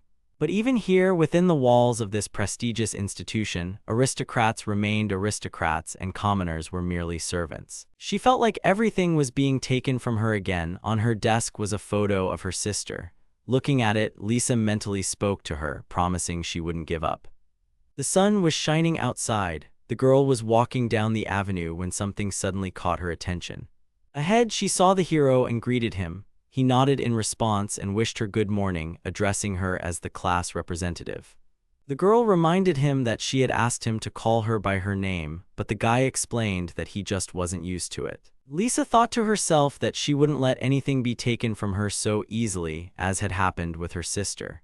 She reminded him that the duel would finally take place tomorrow and expressed hope that they would put in their best effort. The girl really wanted to become stronger. A notice about tomorrow's duel for all students was already posted on the bulletin board. Charles, pleased with himself, mentally gloated, anticipating that the main character wouldn't survive now. He was sure that he wouldn't win, no matter how strong he was. Lisa, full of determination, loudly announced that tomorrow's duel would be a 3-on-3 team battle against the first class. She added that she needed to put in all her effort not to be a burden to the main character and Ciro's. Alfred looked at her. He calmly remarked that she shouldn't worry, even if she lost. With a smug smile, he declared that he and Ciro's simply needed to win. Hearing this, the girl looked down, feeling disappointment wash over her. It was a battle of 3 friends against their opponents. Lisa felt like an outsider in the main character's carefully planned strategy. She felt like she would only be background noise, hindering their coordinated actions. The girl agonizingly pondered that her place wasn't beside them, not as an equal friend. She perfectly understood how different she was from these 2 geniuses. This realization was what depressed her. Lisa felt incredibly weak and worthless. The heroes entered the classroom where Ciro's was already present. The main character, surprised by his early appearance, called out to his friend by name. The young man, turning to him, excitedly reported an unpleasant situation that had arisen with tomorrow's duel. After they discussed everything, Ciro stated that it was all clear to him now and the rules had changed. It was decided to divide the battles into blocks and hold a tournament featuring teams with the highest win percentages. He mentioned that the first-year team was far from their block, as if they were afraid to fight them. He found this quite curious. Lisa noted that such unexpected changes to the final exam seemed extremely strange. Ciro speculated that this was undoubtedly the work of the 10 balls candidates. He considered their actions unreasonable but admitted they were certainly capable of such a thing. Lisa pondered this, understanding that the 10 balls candidates wanted to destroy the protagonist, which was why they were able to rewrite the rules so easily. Alfred, for his part, was thinking that with the new requirement for average win percentages, they would have a really tough time. This news made Lisa break out in a cold sweat. Ciro's explained that to enter the tournament, they needed to achieve an 80% win rate, meaning their team could win twice but only lose once. Both guys looked at Lisa very intently. The girl, slumped and unable to bear the tension, exclaimed that it was all her fault. She was sure they wouldn't make it to the tournament. The protagonist and Ciro's were incredibly strong, but because of her weakness, her friends seemed somewhat downcast. Lisa gritted her teeth as the guys sharply called her name simultaneously. Ciro's announced that they needed to show her something. Tears welled up in the girl's eyes, but she still turned to them and her friends asked her to follow them. It is widely known in the world of mages that magical power is closely linked to the soul. There's a belief that those who have been on the brink between life and death gain the greatest magical power. They arrived at the laboratory. Ciro's explained that the potion before them was called 50-50. He warned that taking it carried exactly a 50% chance of a fatal outcome. He continued by saying that, as they all knew, it could only be drunk once in a lifetime to significantly increase one's magical power through a survival technique. Almost no one dares to do it. The guy asked Lisa if she understood everything. The girl noted that returning to life from the brink of death was equivalent to about 5 years of diligent training.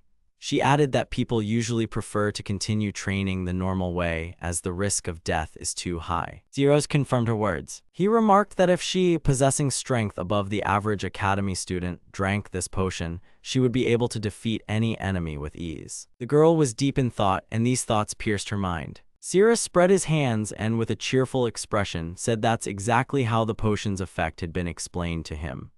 He noted that it was a very unusual concoction and that he had long wanted to show it to them, knowing their love for learning.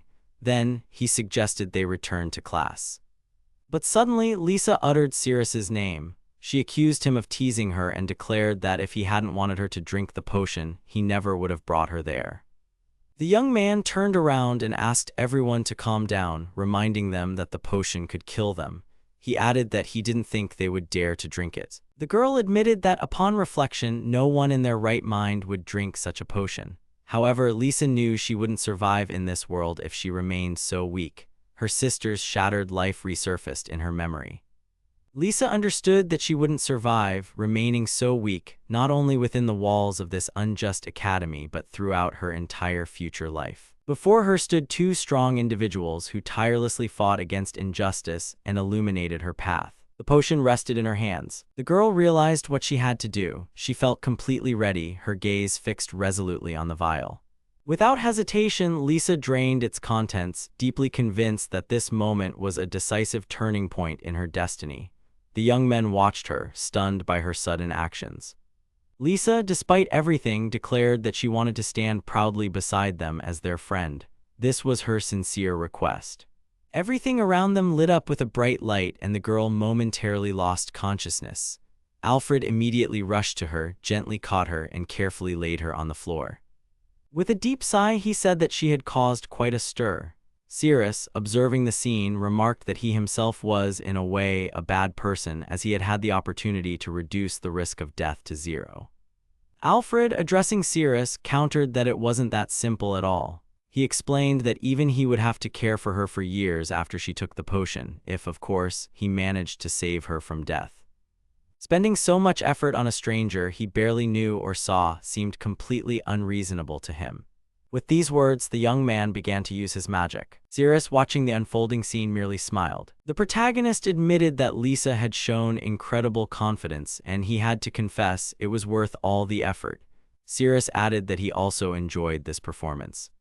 Alfred was about to address his friend, but suddenly corrected himself, uttering Lisa Wilson's name. He continued to cast his spell. The girl opened her eyes and quietly asked Alfred if he had called her. She didn't understand anything.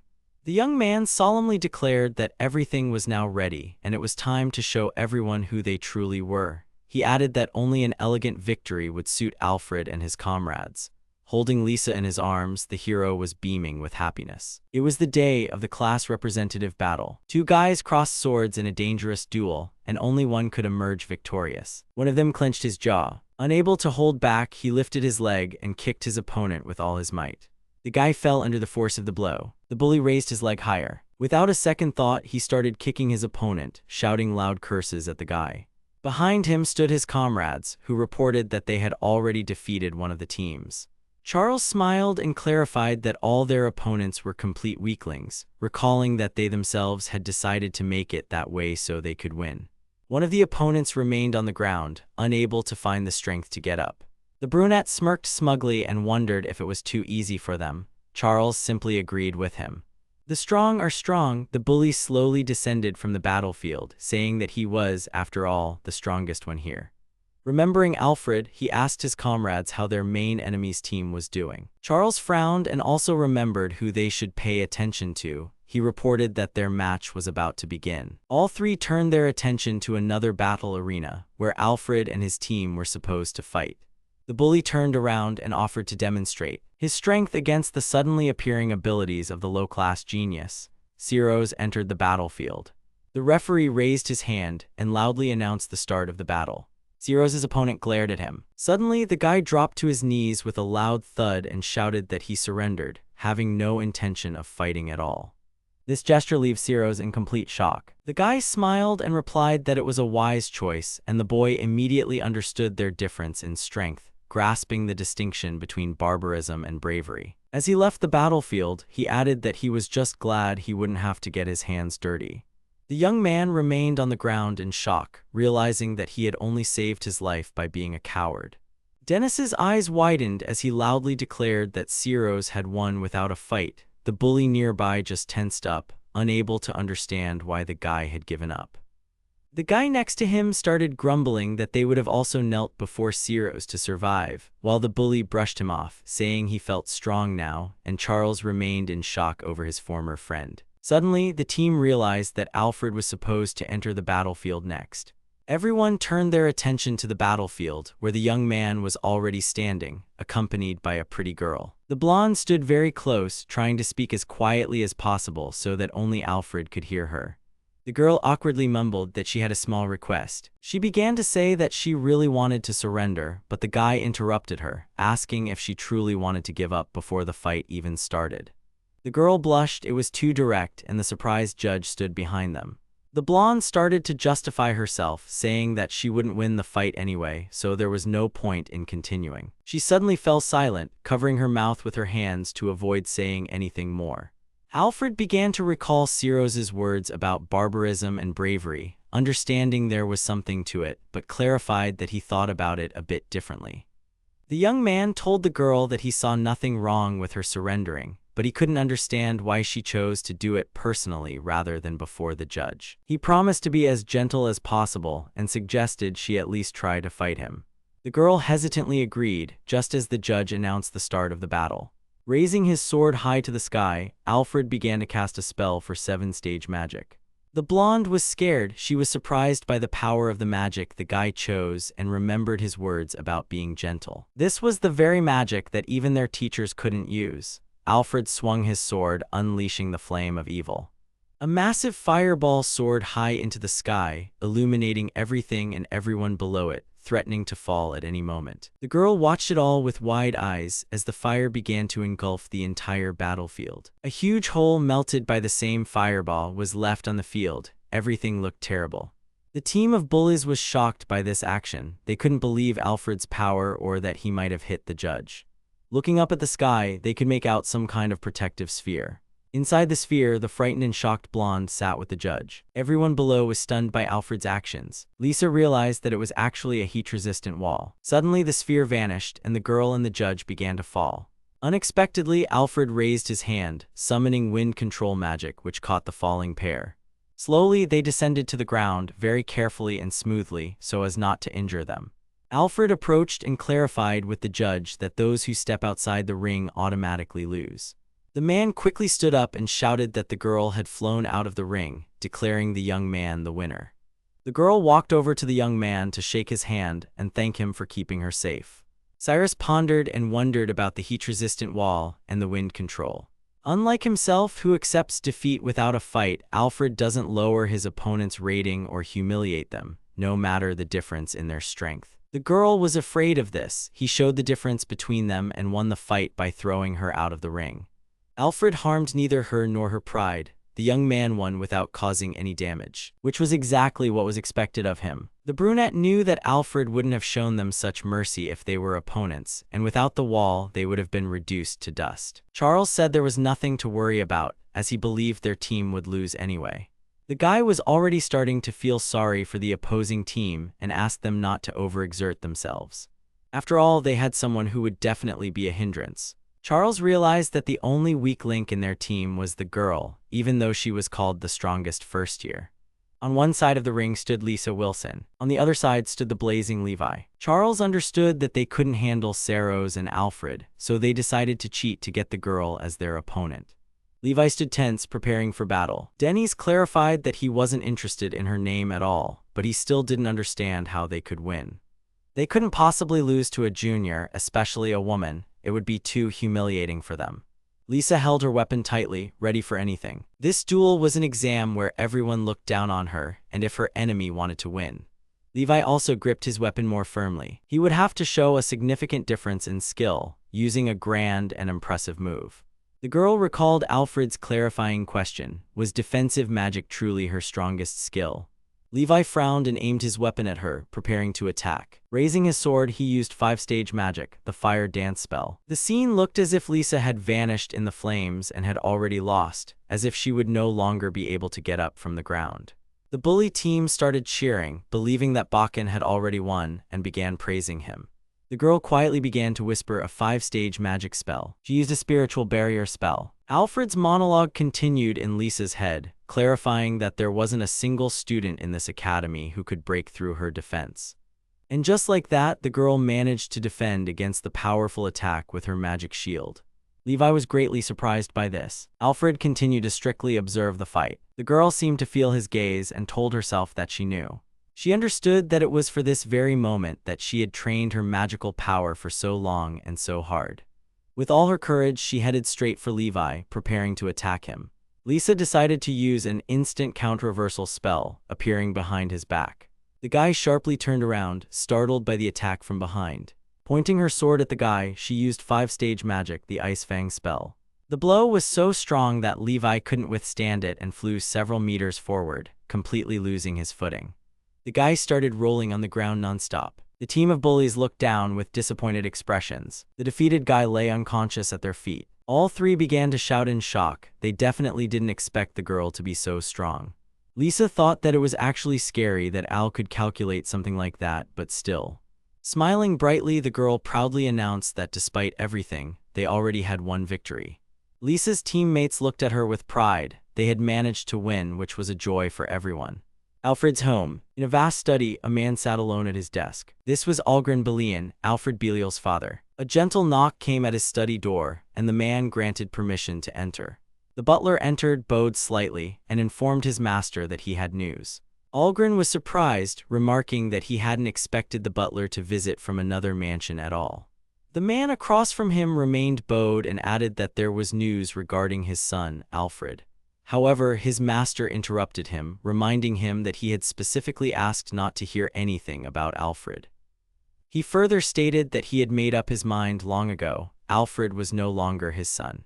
The butler faltered but still asked to be heard, inquiring if the man knew what had happened at the academy's annual exam. Algren asked if something had indeed happened at the exam, adding that if his son had to repeat a year, there was no need to mention it. The man pondered for a moment and then declared that the boy deserved whatever he got, asking simply to have him kicked out of the mansion, as he didn't care where Alfred ended up for the rest of his days. Algren added that he was completely indifferent to the boy and warned that if the butler spoke of him again, he would be fired. The old man tensed at these words. He certainly didn't want to be fired. He tried to defend himself and interject a word. The butler stated that Alfred had actually scored full marks on the exam. He added that the boy had even managed to take first place from Ciro's tailor. Algren looked up, awaiting the butler's next words. The butler continued, explaining that during the archery exam, Alfred had used 8-stage magic, and in the duel, he had displayed incredible strength. Algren couldn't believe it and told his butler so, asking what had truly happened.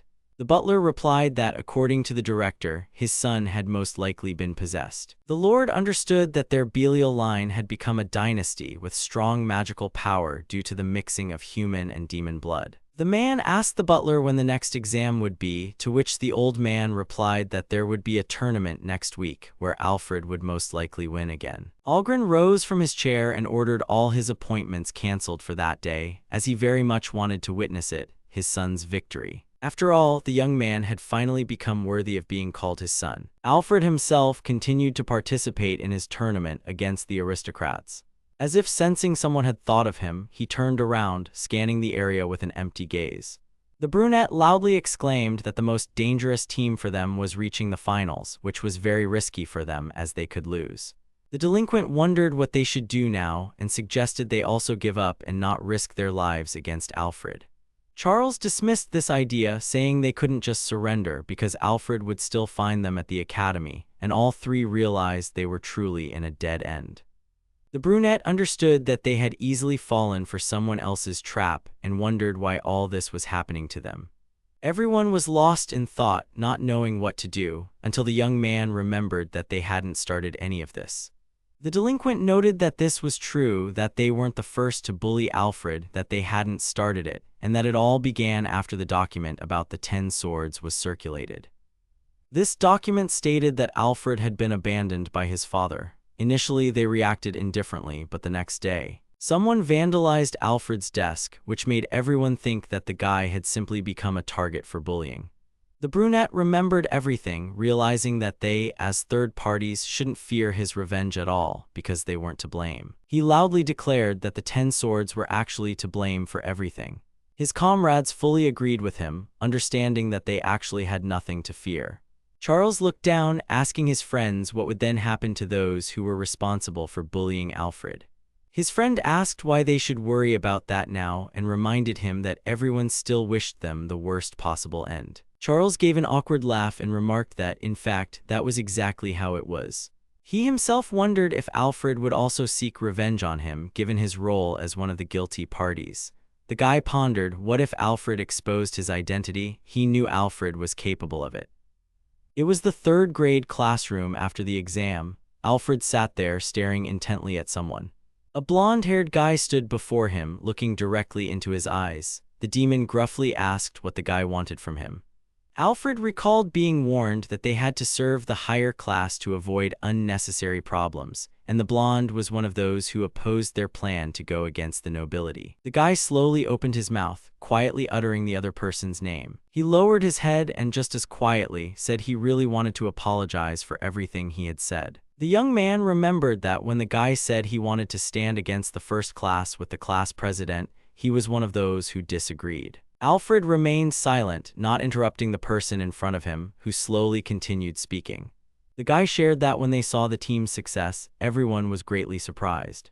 None of them had even suspected that Ciro's and the class president could be so strong. The blonde's eyes lit up as he shared that all 3 of them were true stars of the class, admired by everyone. He then asked if they could become just as strong if they tried as hard. The guy stumbled over his words and added that their abilities were very different and they probably wouldn't be able to become as strong. But the fact that everyone was very grateful to the trio was undeniable. He was about to leave, waving his hand, and asked them to win the final, saying only they were capable of it. Finally, he added that was all he wanted to say. Alfred stood up and said he would accept their gratitude, but couldn't ignore the words about them not being able to become as strong. The guy was surprised. He had always thought they were all weak. He reminded Alfred that he was possessed and was a true genius. Alfred replied that for that fight, Lisa had drunk a secret recovery potion, clarifying that she was so determined to change her fate. The young man was shocked by these words as the potion was very dangerous. Alfred clarified that Ciro's was a genius, but now nothing could make him such a genius. He added that all of it was due to his own efforts. The guy declared that he would win the next fight and put an end to the class's bad times, clarifying that they would now be able to use the time they previously spent trying to please the aristocrats. Alfred stated that opportunities are unfair, and so is social status. He added that there is no justice in the world, concluding that this is a universal fact, but time is fair to everyone. Whether to seize an opportunity or not, that choice is solely up to the blonde young man, but Alfred urged them not to stop hoping. He concluded that people can surpass demons in strength, they just need to believe and train relentlessly, pushing themselves to get stronger every day. The young man was greatly inspired by such a wonderful speech. On the academy wall hung a notice detailing the team combat exam, with information about the tournaments written below it. It stated that all students had voluntarily refused to fight, which automatically advanced Alfred's team to the finals, meaning his team and the bully's team would face off in the final match. The guy stood next to the director, looking sternly at his decree. All the students examined the order and were greatly surprised. Everyone understood that Class A wouldn't be able to win easily, as they were too weak to defeat Alfred. A buzz spread through the corridor as everyone realized that the final would be watched by all, and they all said it would be a grand event. Charles stood nearby, slowly realizing that Alfred had involved the director. It was a personal invitation from him. The guy walked slowly down the corridor, understanding that Alfred wouldn't let them escape so easily. He had already caught them in his web. A loud commotion erupted in Class A. Everyone was very shocked by the recent developments. The class representative rudely reminded them that if their class lost, they would switch places and become the lowest themselves, which led her to ask directly if the bullies could win or not. Dennis gritted his teeth, furious, and rudely retorted, asking how they could possibly win since he uses 5-stage magic, which is very dangerous. The girl said that everyone knew they wouldn't win fairly anyway and asked if they had any plan. The guy grew even angrier and said they had tried everything, ordering the girl to shut up. The class representative tossed her hair back and told the guys to win, adding that it was an aristocrat's command. The guys replied in unison that they were also aristocrats and suggested the girl go into battle instead of them. The class president got angry and asked if they really believed she could stand up to Alfred. She added that it wasn't a job for her, but the guys replied that they were all on the same level. A lone girl sitting nearby was surprised by her classmates' conflict and didn't understand what kind of power over aristocrats they were talking about. The guy next to her was surprised but calmly explained that if their class lost, they would swap places with the third class. The girl was shocked. She couldn't believe they would become the lowest class. She hung her head, unable to accept that she could become trash. The guy was surprised. He didn't like her reaction to those words, as everyone already knew about it. The girl, as if insane, began to deny everything. She couldn't and wouldn't believe it. As for her, it was the worst thing that could happen in the world. The guy tensed up. He definitely didn't expect such a reaction. Nearby, a group of bullies was being scolded and told to win, with no defeat being forgiven. The guy was surprised. He looked around, realizing that their class was already doomed. Charles was kicking something in anger. Rage consumed him. He refused to believe in defeat and desperately needed a plan. The board fell and the guy stood alone outside. Suddenly, a dark-haired guy emerged from the bushes behind him, asking about Charles's state and wondering what could have made him so angry. The guy turned at the unfamiliar voice and, clarifying the question, asked in return if the information broker didn't know what had happened. The brunette quietly agreed and reached into his pocket for the item he needed. Pulling out some papers, he handed them to Charles, saying that this was exactly what he had asked for earlier. As the guy requested, he had investigated Alfred's behavior before and after his change. He added that he had found something interesting in history at the National Library and asked him to pay attention to the date. Examining the papers more closely, Charles noticed that it was the date. It was the very day before Alfred started attending the academy again. The seller admitted that he actually thought the guy had just come for revenge. The brunette explained that the books there were only about physical abilities, methods for obtaining performance-enhancing drugs, and ways to temporarily increase magical power. Charles fell silent, pondering his companion's words. The seller was surprised by the sudden silence and asked the guy if something was wrong, to which Charles told him to be quiet. One book had caught his attention. The young man realized that Alfred's power had grown significantly, as if he had become a different person, and if he had used that book, everything would fall into place for Charles. It was an encyclopedia on demons summoning rituals, which should have been forbidden literature, though Alfred could have obtained it through family connections. Charles asked his companion why he thought Alfred had suddenly become stronger, to which the brunette replied that his ancestors had possessed him, and everyone already knew about it, but this was the wrong answer. To summon a demon and create a strong contract, there are two methods. The first is to summon a demon in exchange for one's soul. The second is to offer one's body to the demon and allow it to possess them. Alfred used the second method. Demons, the demon tribe that dominates this world, originated from them, meaning people who serve demons can summon one, which is not something that can be condemned. Charles remembered that there was a way to defeat a demon. The man loudly slammed his fist on the table. Charles's plan had also failed. If they lost to the lower class, Clive could be expelled from the academy. The man understood that his class definitely couldn't defeat Alfred and Saros because they were too weak. He wondered if he would have to go to a second-class academy in the village. He cursed everything around him. Suddenly, someone approached him from behind and quietly spoke his name. Clive turned around and was surprised to see the director himself in front of him, asking what he was doing there. The man clarified that the first class consisted of the sons and daughters of high-ranking aristocrats, and he stated that if they fell to the third class, then the parents might start a feud with the teacher and he would lose more than just his head. Clive was shocked by these words. The director added that as the responsible party, he also intended to apologize, but the consequences for the teacher would be irreversible. Clive was shocked, his voice starting to tremble as he compared himself to a criminal. The director explained that the aristocrats would likely start taking action in various areas, and as a result, the teacher would be banned from academies in neighboring countries, unable to work as a mage anymore, and that wasn't even the worst of it. Now, Clive couldn't even trade. For example, he wouldn't even be able to become an alchemist to sell medicines. The teacher was completely stunned. The director explained that honesty might mitigate the punishment, so Clive should prepare himself. The man was in shock, unable to believe what he had just heard. The teacher slumped in despair. The director also remained silent, understanding his colleague's pain and fear from the whole situation. He patted the teacher on the shoulder, realizing that for him, in reality, only the death penalty remained. Clive slowly walked down the corridor, leaning against the wall, his life as a teacher and a mage now over. Suddenly, Charles called out to the man. Clive slowly turned around and, realizing who had called him, relaxed a little. The young man said he wanted to ask his teacher for something. Clive asked if he had come to talk about Alfred, stating that he had nothing to do with him.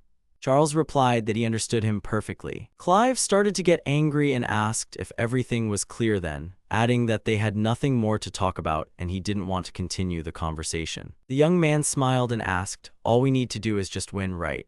The man shouted that if they could really do that, then he. Charles cut him off, stating that all he needed was access to the Academy's restricted literature in the library. Clive was shocked. The young man clarified that there was a special library at the Academy, so dangerous that students were forbidden from entering due to the amount of restricted literature it contained. The teacher asked what he was planning.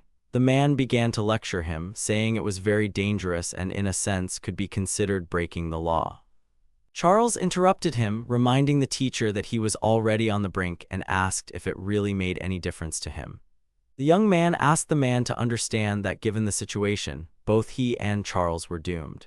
Clive was shocked, but the young man stood his ground, saying they couldn't do anything else. Upon arriving in class, Charles loudly asked everyone if they really didn't want to become the lowest class. The guys on his team were surprised. They had just heard the most obvious thing and couldn't understand why Charles had gathered them all there. The young man didn't hesitate and informed everyone that he had managed to uncover Alfred's secret. He began to explain that a demon had actually possessed the guy. Everyone in the class started to panic and discuss the situation animatedly. They were shocked but realized that Alfred's behavior had indeed changed significantly. Someone in the class noted that to summon a demon, one must offer something valuable in return, such as their life.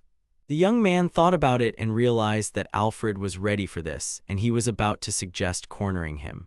Suddenly he stopped. Some realization dawned on him. He understood that they were actually the ones who had been cornered. The guys started to panic. No one knew what to do now, as this demon could use 8-stage magic. They understood that dealing with a demon was very dangerous and they would have to call for the court mage's help, but even then, it was a complex diplomatic issue. Charles confirmed their words, but, pointing to the teacher, he gave him the floor. The man picked up a small bundle, which had something wrapped inside. It was an invitation to the demon world, a book on demon summoning left by a mage 500 years ago. All the students were shocked once again. They were surprised to see the forbidden book, couldn't believe their eyes, and started asking Charles what he was planning to do.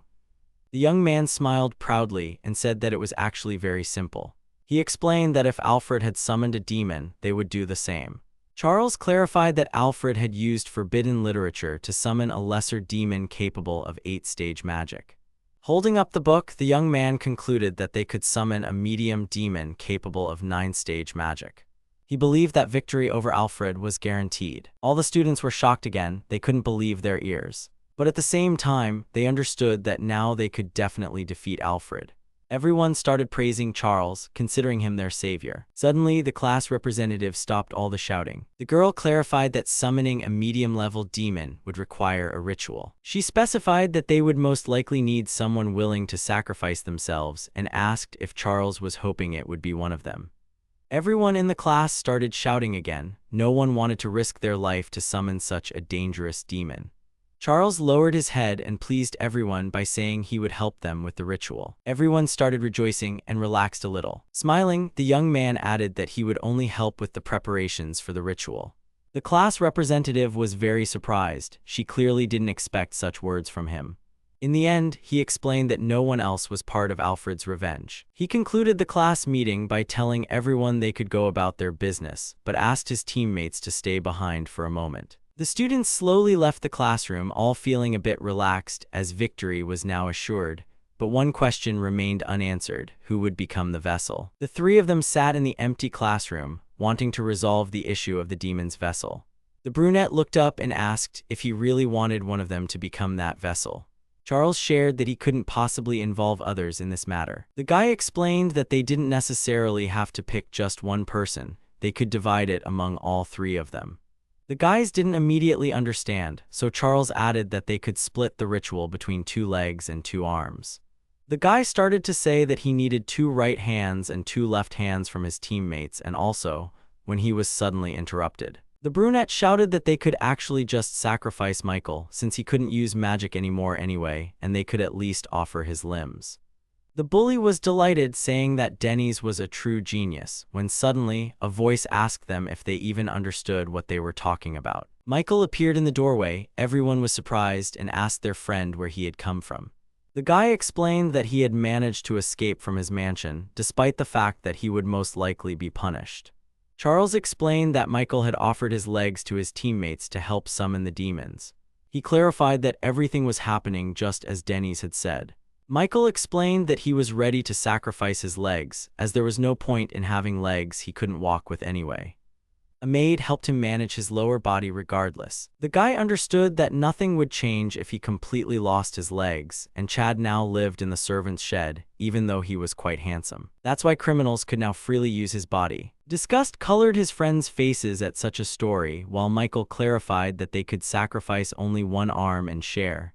He wanted to socially save his friends. The bully asked why the guy was doing all this since he had already gotten his revenge. Michael interrupted him, saying that Alfred had destroyed his life and he couldn't bear not to see them triumph over the demon. The guy concludes that he's ready to never walk again, ready to forgive all the things said about him, but he wants to save his friends' lives. He asked if they were ready to lose to Alfred, or if they were willing to give up their hands to win, and he urged them to decide as quickly as possible. The guys were incredibly shocked, but they still made a decision. Charles spoke up again, saying that finally, they could afford to begin the ritual to summon a demon that could destroy Alfred. The guy concluded that there was no way this event couldn't happen. Michael says he did the most for this and wants to watch the show from a VIP seat.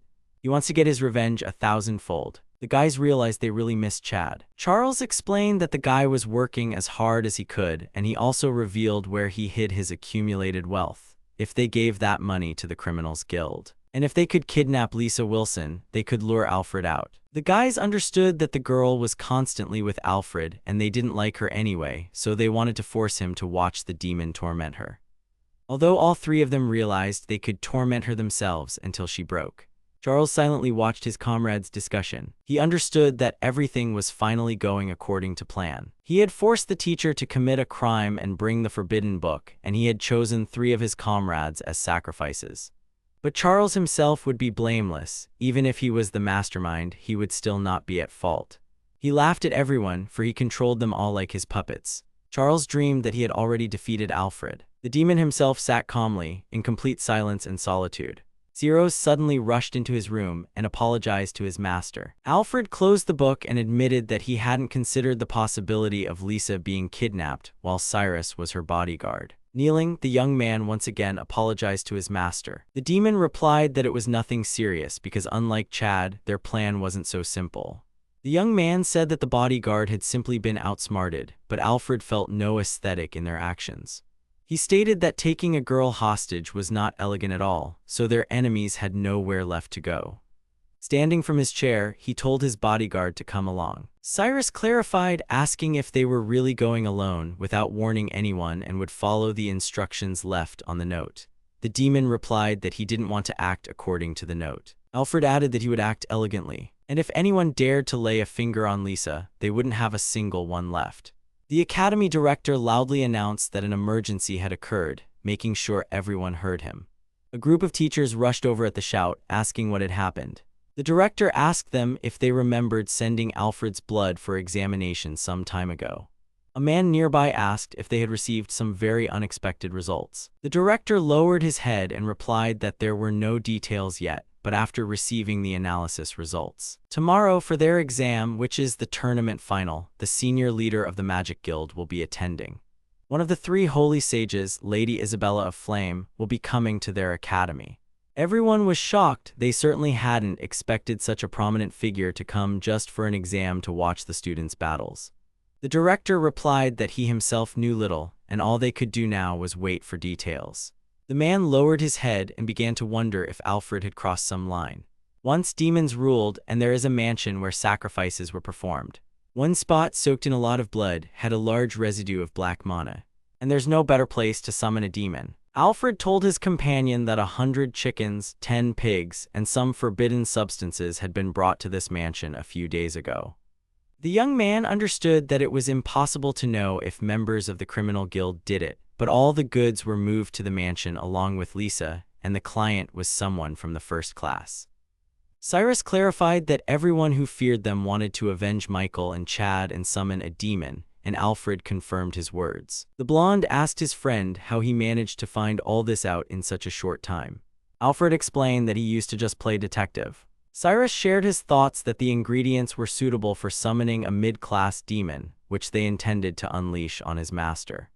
Alfred said that relying on a decision made after an investigation could cost a life and asked if he remembered his mistake when losing to the Minotaur, adding that it wasn't like the clever guy he knew. Cyrus recalled that there was only one Minotaur, and the Adventurers Guild had tricked him back then. Suddenly, the young man apologized to his master. Alfred walked ahead and said that if the young man wanted to become strong, he should remember that a lion does everything possible, even when hunting rats. Inside the room, there was a truly disgusting scene, with those very chickens and pigs and something drawn on the floor. Thugs were on the floor, drawing a special symbol for summoning a mid-level demon. Nearby, Lisa lay unconscious. The girl was fast asleep, unaware of the great danger she was in. The brunette noticed a very unpleasant smell and atmosphere, asking why they were even needed here if they lacked the abilities. The blonde replied that they were there because they had stolen all of this, and due to their aristocratic background, they would be in serious trouble if caught. The brunette was still unhappy that they were completely unnecessary there, but couldn't leave. The blonde said he had also thought about it, and he didn't really want to watch Alfred get destroyed. But for now, he wasn't going to complain, as they definitely didn't want to end up in the lower class. Turning his head slightly, he asked if the other guy felt bad about just leaving now. The brunette didn't quite understand what he was talking about, so his companion suggested he look at the floor. The young man lowered his gaze and saw Lisa lying on the floor. It was then that the guy realized why they hadn't left yet. He concluded that their visit here was definitely not in vain. The guys moved closer, understanding they couldn't miss the chance to mess with the girl while she was unconscious, before someone else did. The brunette noticed that it still smelled really bad in there, but he couldn't stop breathing. He figured the smell of illicit substances had mixed with the stench.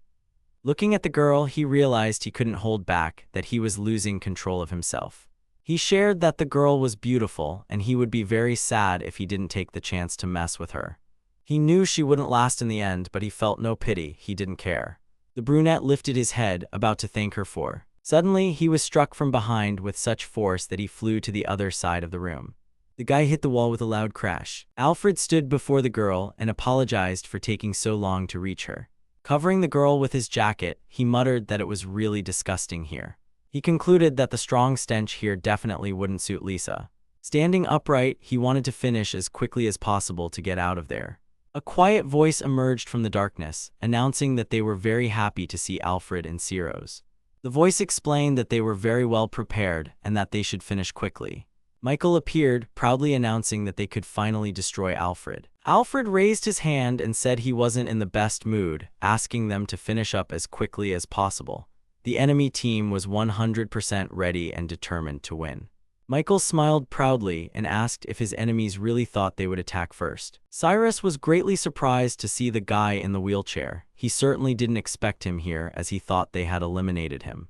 Lisa lay unconscious on the ground nearby. Michael got angry and asked if they still didn't understand, even after seeing the entire ritual. After all, they wouldn't be the ones fighting against the pair. Two guys stood behind Alfred, seemingly preparing for something very grand. Michael, full of rage, shouted that now was the time for the most brutal revenge. The drawing in the middle of the room began to glow, and something strange started happening to the guy's hands. The demon summoning ritual had begun. The hands of the two bullies slowly began to dissolve and disappear. They cursed Alfred, wishing him the worst possible end. A powerful dark force shot up from the enormous ritual circle, its very appearance indicating extreme danger. Cyrus realized that all three had sacrificed their limbs to summon their demon, and that meant they hadn't just summoned an average demon, but one of the strongest. From the darkness emerged the enormous dark demon Adrade, a massive skeleton engulfed in dark energy. Michael was glad his legs disappeared painlessly due to the substances and he would be able to endure the pain. Looking up, he said it was time for a demon that could use ninth-degree magic. Alfred didn't know how to respond. He calmly took a step forward with a serene expression on his face. Suddenly, Cyrus stopped him, asking to be allowed to deal with the demon or at least to be given a chance to try. Alfred was very surprised by this statement. He tried to stop the young man, saying he wouldn't be able to handle it, but the blonde said he understood that himself and it would even be difficult for him to touch it. He perfectly understood that Alfred could handle it, but he wanted to set such a difficult challenge for himself. The demon didn't understand why all these words were being said, and he asked his comrade about it. Cyrus shared his worries, feeling that everything was his fault, which is why he desperately wanted to be useful to his master. He knew he might not succeed, but he wanted to try.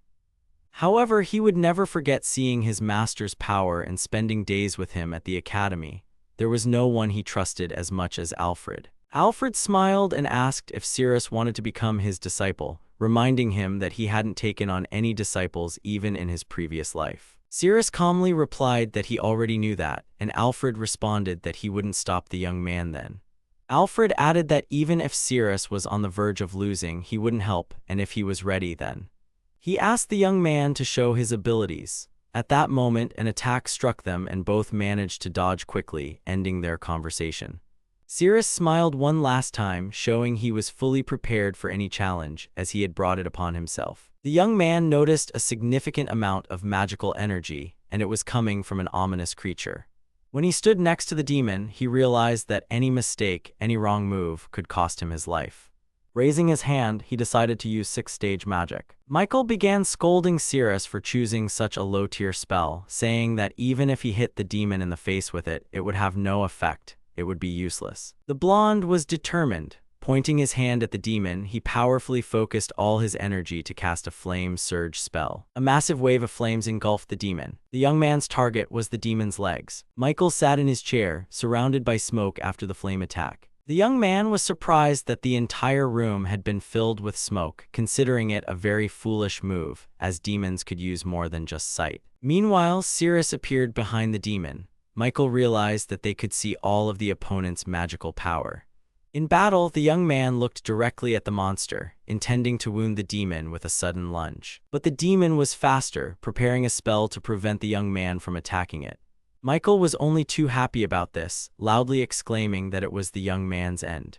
Cyrus had actually used a sixth-stage illusion spell, and the clone slowly began to dissipate and vanish.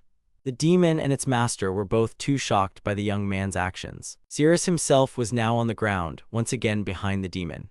The young man had hidden a large portion of his magical power in the decoy, while he himself chose to conceal his true presence as best his abilities allowed. Clenching his fist, he asked how it felt to take such a blow and then charged forward. The demon sensed movement behind it and slowly began to turn its head. As soon as it turned, Cyrus struck it. The young man couldn't really wound it and wondered if the demon could still attack him even after that. The monster was enraged. It clenched its fist in response and aimed it directly at Cyrus, who... A powerful blow ripped through the room, leaving massive cracks on the floor. Michael sat with his head down and said that it had actually been a wonderful fight, but...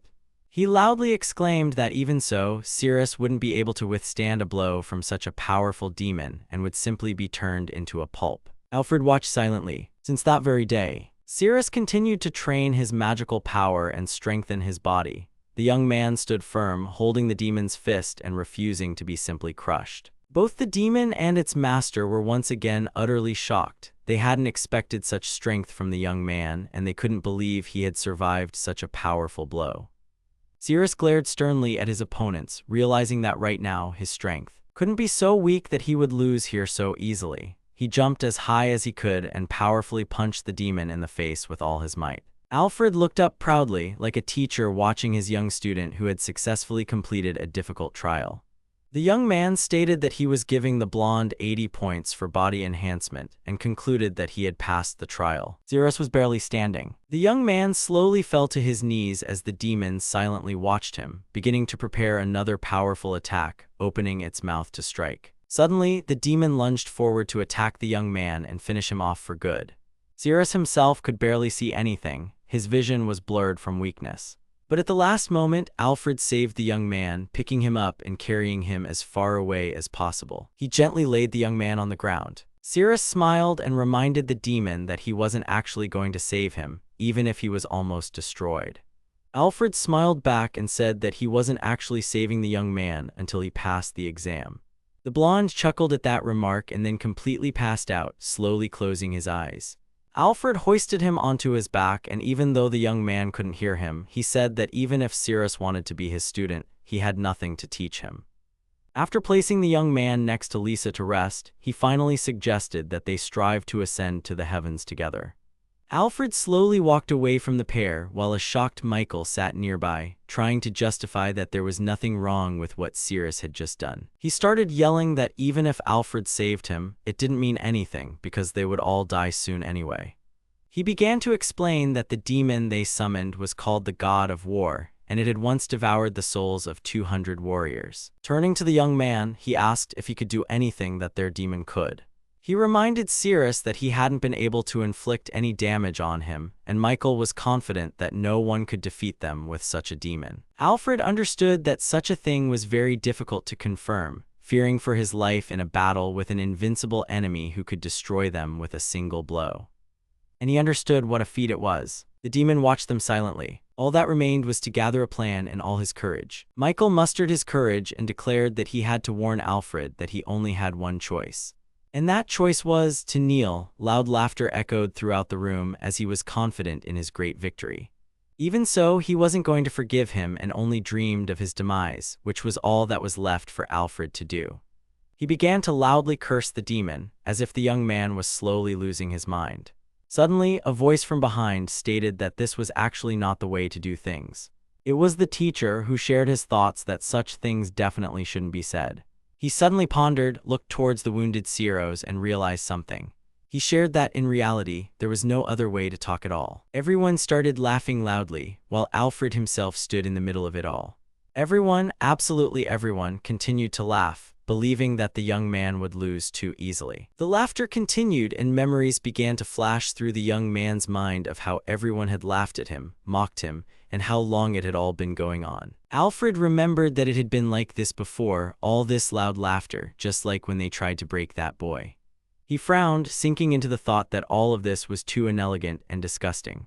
Suddenly, the demon spoke, addressing the little wizard as if he was about to ask him for something. He shared his thoughts that it would be too boring to just end everything like this. The demon decided to give the young man a chance and promised to stand still, asking the young man to hit him with all his might. Alfred was slightly surprised that the demon could actually talk and asked why he had suddenly decided to give him a chance. The demon explained that he looked too strong for an ordinary human, and he really wanted to see it, all of his power. His full-hearted punch to his face when the blow won't damage his face at all. The guy raised his hand, agreed, and apologized in advance for his very weak attack. Pointing his hand at the demon, he used an extremely high-level magic spell, the God-slaying bullet.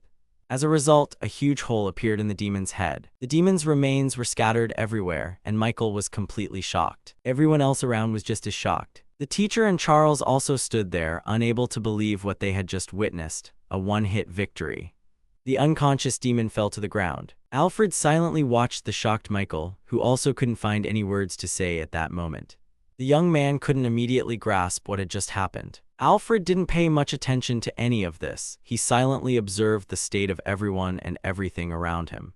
The demon lay completely unconscious, utterly defeated. Everyone in the room continued to stand silently in a state of shock. Suddenly, everyone screamed loudly in shock. They simply couldn't believe what they had seen, and the shock was far greater than it seemed. Michael loudly asked what had just happened and how Alfred managed to destroy the demon he had summoned with a single blow, especially since it was a mid-level demon. He shouted like a madman, loudly and for a long time, that none of this could possibly be true.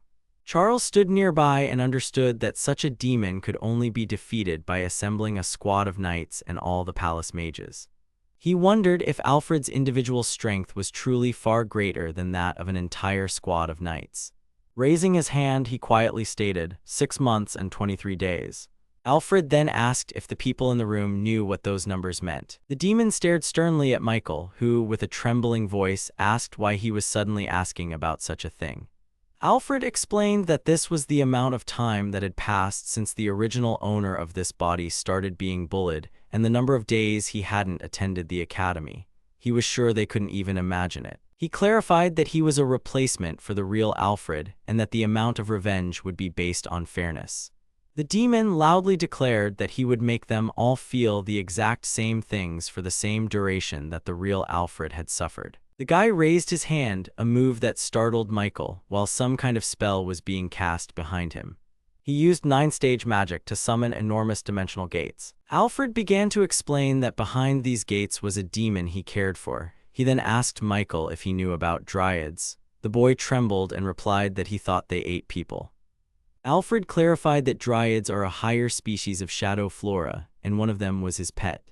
After catching people, dryads show them nightmares and feed on their fear. Because dryads feed their victims, they can't die, and this slowly drives them insane. It takes about half a year for a person to become crippled, and if they don't, they'll be left with deep psychological trauma, but they all broke this poor boy, and everyone needed to at least feel his suffering. Everyone suddenly started screaming loudly and trying to protect themselves, as they clearly didn't want to be shown the most terrifying nightmares of their lives, which would drive them all insane. Turning around, Alfred asked who among them would be the first to experience this hell. The bully began to curse, realizing that he would most likely have to endure this hell for half a year.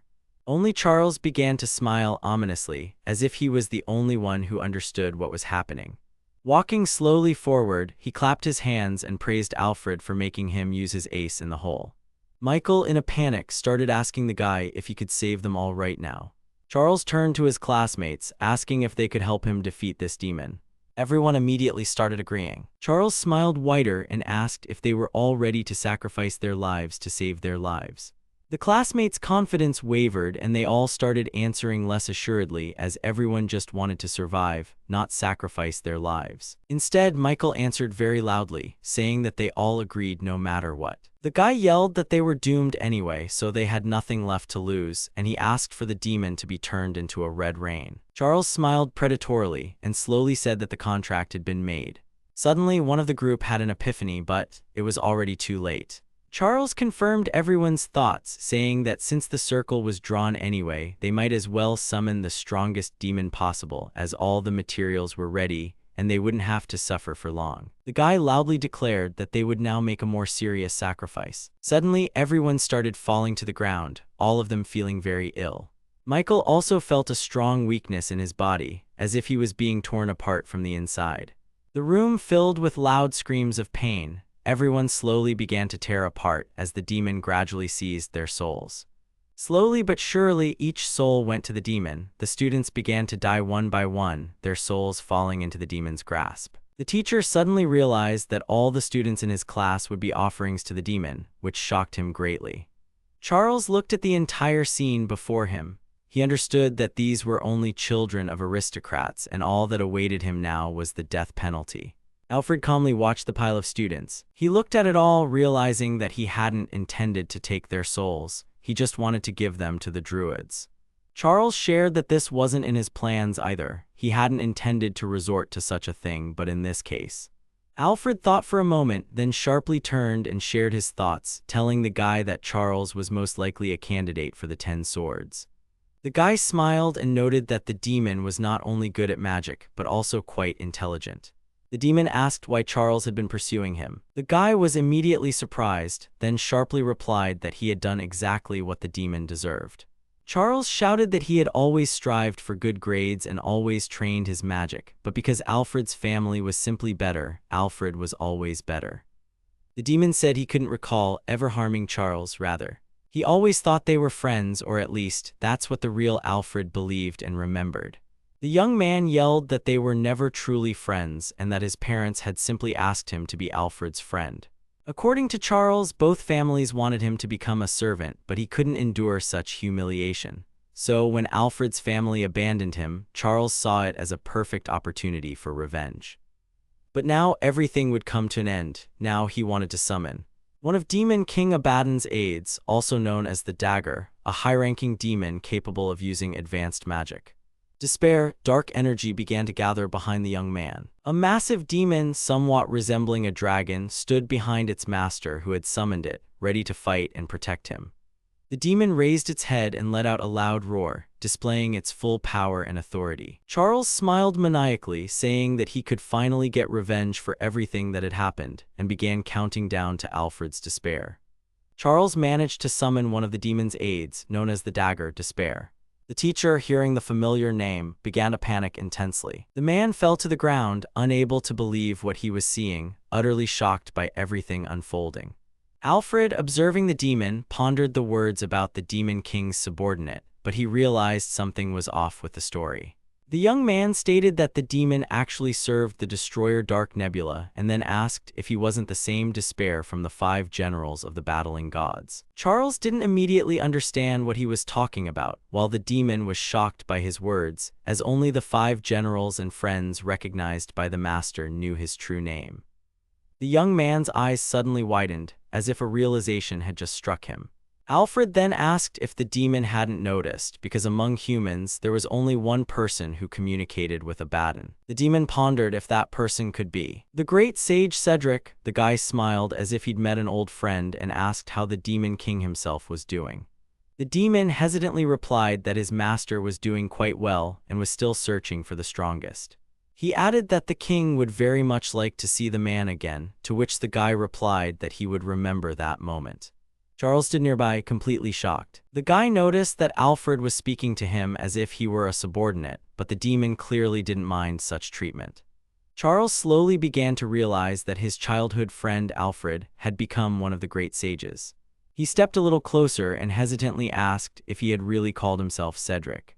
Alfred replied that he shouldn't be made to repeat such obvious things and reiterated that his name was Cedric and he had possessed this guy's body. Charles had never heard of reincarnation magic, but he couldn't call it a lie either, and if he really was the only great sage in history to be granted the power of the heavenly. Then everything became clear to him. All the events made perfect sense. Falling to the ground, he slowly began to realize that he hadn't even started a fight with a demon. He had started a fight with someone who had become much stronger than a god.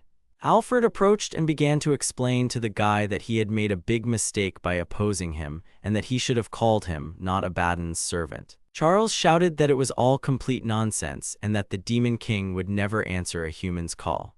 Alfred mockingly replied that perhaps he would come if his opponent was Cedric. He might come out of interest. Charles was even more shocked, realizing that he was speaking as if about an old friend. Alfred explained that they had already fought about 20 years ago, and from that moment on, they had become allies.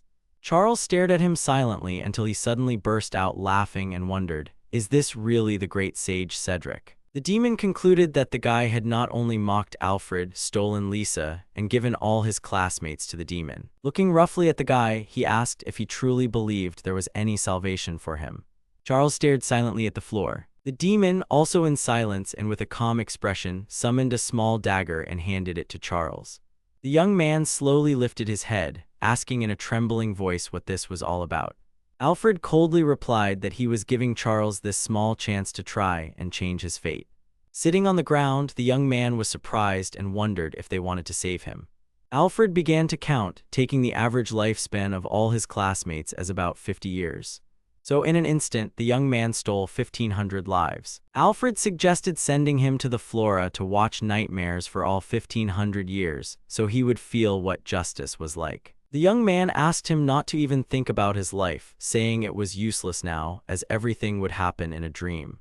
Charles realized that Alfred was still ruthless and wanted revenge, and that he had hoped in vain.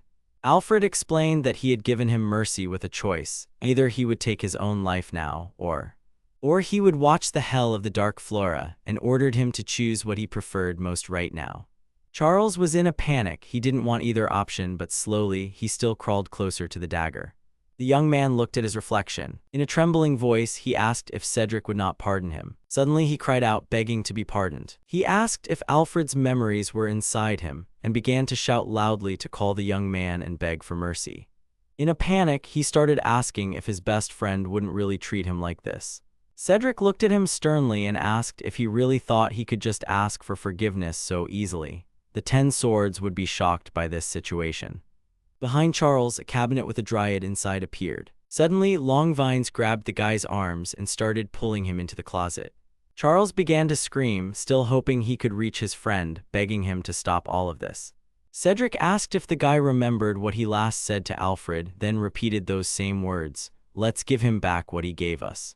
The man said goodbye to the guy, hoping they would never see each other again. The vines tightened even more and began to pull Charles in, and he tried to stop it all. He pleaded for forgiveness, attempting to save his life even at the very last moment. The scream was so loud it could deafen any demon, but it was the last sound he ever made. Someone is screaming in despair, asking if anyone is there. He's begging for mercy, calling out for Alfred. It's said that on the same night, 2 hours after the call, all the teachers arrived at the scene. The principal, in shock, asks what happened here. The teachers are puzzled as to why the students would do something so foolish. One of them notices a demon's body. Another recognizes Clive, the supervisor, sitting on the floor. Someone wonders how he got there and if he's breathing. Suddenly, a man asks who arranged the students' uniforms like that. The man says he doesn't think a demon did this. The person lunges at Clive, asking what he was thinking. He shouts that the students died, accusing them of summoning a demon using forbidden literature. He tells him that he will be held responsible for the aristocratic children, and he demands to know what happened to the summoned demon and if they managed to defeat it. Clive remembers that Alfred defeated the intermediate demon. He also recalls that the students' ritual was incomplete. The man says that after that he fainted from fear and doesn't know what happened next. Another person reports that they came based on a tip from the 3rd grade class and asks if Alfred is still alive. The teacher thinks Charles died after losing consciousness with him. He hopes the others escaped but wonders about his own fate. He realizes that his entire class disappeared because of the forbidden literature he took. Someone stops him and reminds him that he's been lucky many times in such situations. Clive thinks he'll get out of it this time too, just by shifting the blame. He believes his brain needs to come up with a brilliant scenario. Another person says they are sorry. The principal tells him that what happened has gone beyond control. He's handing him over to the police knights, after which Clive will face trial. And he concludes that Clive will most likely die. The guy says Isabella is as awful as ever. He asks if he mentioned that they need 12-year-olds. The girl says that's rich coming from him, the owner of an orphanage. The young man tells her that she only took the pretty girls and must be committing atrocities. He adds that any commoner would understand this just by looking at the wounds. Isabella asks why she needs to go to the Magic Academy. She says she's too lazy to go there. The man asks if she knows about the sage Cedric, who studied reincarnation. He says it's abnormal how he drank their potion and that they had other plans for him. The girl asks if he meant that Cedric was studying reincarnation, and the man clarifies that Cedric was actually studying the moments of life's end.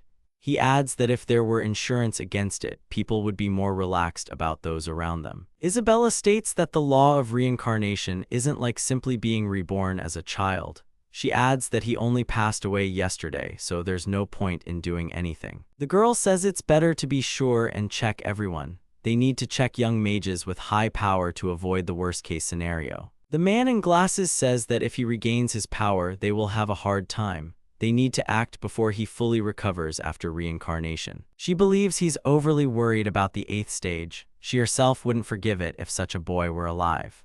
Isabella asks if that's all and declares that she finally wants to have some fun. The guy tells her that hobbies are important. He adds that he can't share her love for it. She asks the little girl if she's new here, and she tells the girl to hurry up. The girl says how good it is that he passed away. She declares that now she can do whatever she wants and calls the little girl to come with her. She says they'll have fun in this room. The man says that because of the demon, the final exam has become something else, and he states that victory without a fight is still a victory. He announces that for today's ceremony, Alfred. He adds that one of the 3 holy sages of the Mage Guild, Lady Isabella, will grace them with her presence. The man recalls that when he himself was studying at the Magic Academy, he caught Isabella's attention. The hero asks Simon if he's proud of Alfred, whom he's looked after for so long. The man says he saw a period when Alfred was nothing and he doesn't know what to call it other than a dream. The gentleman says that at the time he seemed like a disgrace, but if he thinks about it, his son couldn't have been one. His son can become the best in the Belial dynasty. He asks Simon to keep up the good work. The man asks if he didn't drive him away and if he thought about his son's feelings. He gets angry, saying it's improper for a commoner to express an opinion to an aristocrat. He adds that he's in a good mood today, so he'll pretend he didn't hear it and tells him to be grateful. Simon obediently agrees. The aristocrat muses that commoners, it seems, cannot understand their feelings. They add that he's talking about bringing him back after he became a commoner. He states that his son cannot be unhappy about this. The man declares that as the eldest in the family, he would like to have a connection with Lady Isabella. He orders the girl to tell the head maid to bring 5 gold bars. Simon asks what he plans to do and if he wasn't going to use them to save the starving peasants. The man replies that even with the plan, there were still starving people. He adds that for aristocrats, money and their social standing are the most important things. He says with a smile that a gift is needed as a greeting to start with. Someone asks the director if it's true that he's resigning. The director says he was lucky to only be exiled after the aristocrats' deaths. The young man apologizes that his plan went so far. The director says it's his own fault for not listening to the students. The guy asks if it's because of the aristocratic parents' attitudes. He adds that he is responsible for the academy's continued existence, so he cannot stop it. The director says he approved the plan himself, so the responsibility is his. He also mentioned that when he first saw the young man's power, he realized he would be able to fix this academy someday. He says that he managed to fix everything and faster than expected. He asks him not to worry about him. The man says he is proud of him. Alfred asks about how he was best known for magical toxicology and his most famous composition, but doesn't finish his sentence. He recalls the possibility of neutralizing poisons with barrier magic. He says it had interesting content. The director thinks that he speaks to him respectfully not because of his status, but because he considers him worthy of respect. He asks in shock if he actually read it. The man asks in surprise what he means that he, as a student, understood him. The protagonist informs him that there is a man named Theodore among the police knights. He asks if the director has heard that he is looking for an outstanding toxicologist. He asks in a panic how he knows about the chief police knight. The young man replies that he just overheard it. The man notes that they succeeded. Alfred and Cirrus's power allowed them to destroy the slavery system. Someone says that the fox's power is not bad, and no one speaks ill of her. Someone in the shadows calls out to Alfred, addressing him as his son. His father declares that he is very proud of him, but it's too early to stop. He joyfully exclaims that everyone in the hall is celebrating his victory, and that the glory of the Belial family should be known to all. Everyone should learn how outstanding their lineage is. The aristocrat tells Alfred that when a parent praises you, you should thank them and bow. The protagonist turns to Simon, saying he has a question. He asks who that person is. The young man says he remembers someone similar, trailing off. He recalls words about how that person disowned him, saying he was no longer his son. The young man remembers his father ordering him to be treated as if he didn't exist, and to blame himself. Alfred recalls that this is exactly what he was told. His father is furious at being ignored. The young man thinks he's surprised. He looks at Isabella, saying he didn't expect to meet her right now. It is stated that they are being presented with certificates of honor. The director announced that there would now be a congratulatory message for Alfred's team from a member of the Mages Guild, one of the 3 holy sages, Lady Isabella. Isabella asked if he was the Alfred with the reincarnation genes. She looked at him and said she was surprised. The girl mockingly called him small. The man was shocked by her words. The protagonist thought that Isabella remained the same, despite being taught to carefully assess an opponent's abilities, even if they were significantly weaker. Isabella was disappointed, thinking he would be worth her attention, but it turned out to be the opposite. The young man thinks that she doesn't notice his hidden magical energy abilities. She said she liked his face, then she asked if he wanted to come to her party. The girl mentions his father and asks if he is from the Belial family. His father asked if he could borrow Alfred for the night. The lady says it's a great honor for her to stand on stage as a relative of a student, adding that they aren't needed for that purpose. The man thought about how lucky this was. He had heard that Lady Isabella's parties were very intimate and hoped for a relationship if his son pleased her. He thought that thanks to the Mages Guild, the honor of their Belial family would greatly increase. Alfred thanked her for the invitation but said he would decline. His father couldn't believe he was turning down an invitation from Lady Isabella herself. The man got angry, thinking he was being ignored. He thought he wouldn't forgive his son for this. Isabella asked what he meant. The young man said he had no experience with women and didn't want to cause any trouble because of it. The young man said that if she didn't mind, he could participate. She remarked that he had impudent eyes for such a cute face and added that it was a shame he lacked experience. The girl said that in that case she didn't need him. She thought that the cherry had been crushed without being enjoyed. Alfred thought the response was expected and her habits hadn't changed. Since he wasn't holding her back anymore, she was out of control. Isabella told the director that she had done her job and was going home. He was surprised as they had prepared a feast for her. The girl said that, unfortunately, that wouldn't be quite enough for her. The young man thought he had always looked for an opportunity to contact them, but he didn't expect them to come to him. Alfred replied that it was time to move as there was no one left to save in the academy. The other person asked if he wanted to fight the three sages. He said that his current strength was only a tenth of what it used to be. Therefore, in his opinion, it was still too early. His friend was shocked that he could do so much with only a tenth of his strength. He asked if this meant Alfred couldn't defeat the three sages. The hero replied that if it was just Isabella, he could defeat her. He said it wouldn't be easy and fighting the other two would be difficult. He needed to regain his former strength. The young man told Saros that they were heading north and instructed him to arrange academic leave notifications for the three of them. Saros hesitated, wondering if they should involve Lisa in this. Alfred explained Lisa's survival technique. He said that if he wasn't around for more than 2 weeks, it could be dangerous for her life. He thought about the serious consequences for the sake of power. He felt responsible for it, even though there was nothing he could do. Lisa asked what they were talking about with such gloomy faces and called them to the table. Saros thought she probably didn't know anything. Alfred told him to just do it. She was shocked that he had reduced the chance of death from the potion to 0%, believing he wasn't capable of such a feat. The guy told Lisa that she was alive thanks to him, but didn't finish his sentence. Cyrus explained that Mr. Alfred is actually the great sage, and Mr. Cedric is inside him. Lisa, surprised, asked if he was really the great sage Cedric. The young man said her reaction was expected. The girl replied that if that's true, then everything makes sense now. The protagonist said her body wouldn't be able to handle it if she kept getting so surprised. Lisa retorted, asking how she couldn't be surprised. Cyrus then asked where they were going.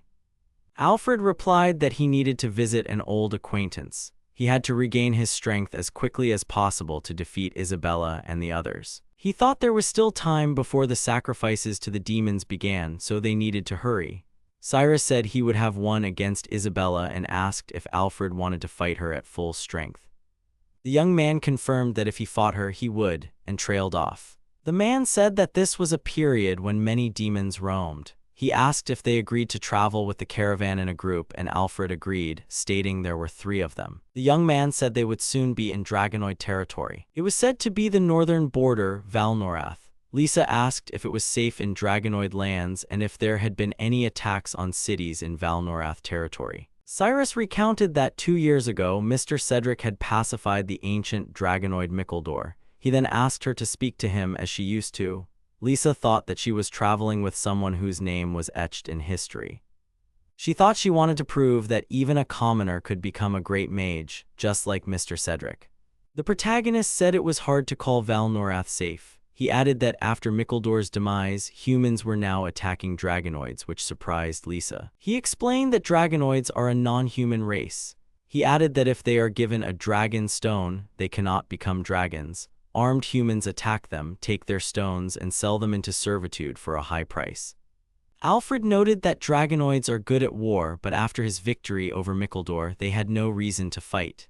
Cyrus added that he heard Isabella was hunting Dragonoids. He said she was capturing them and mistreating them in the basement of her house. Lisa was horrified by such cruelty. Alfred realized she was using their power meant for demons for her own pleasure. Cyrus sensed that something had happened. A man shouted for them not to go out. The heroes asked what had happened. They were informed that a pack of demons had appeared in their path. One of the warriors said they needed to deal with them. He asked if they were students from the Magic Academy.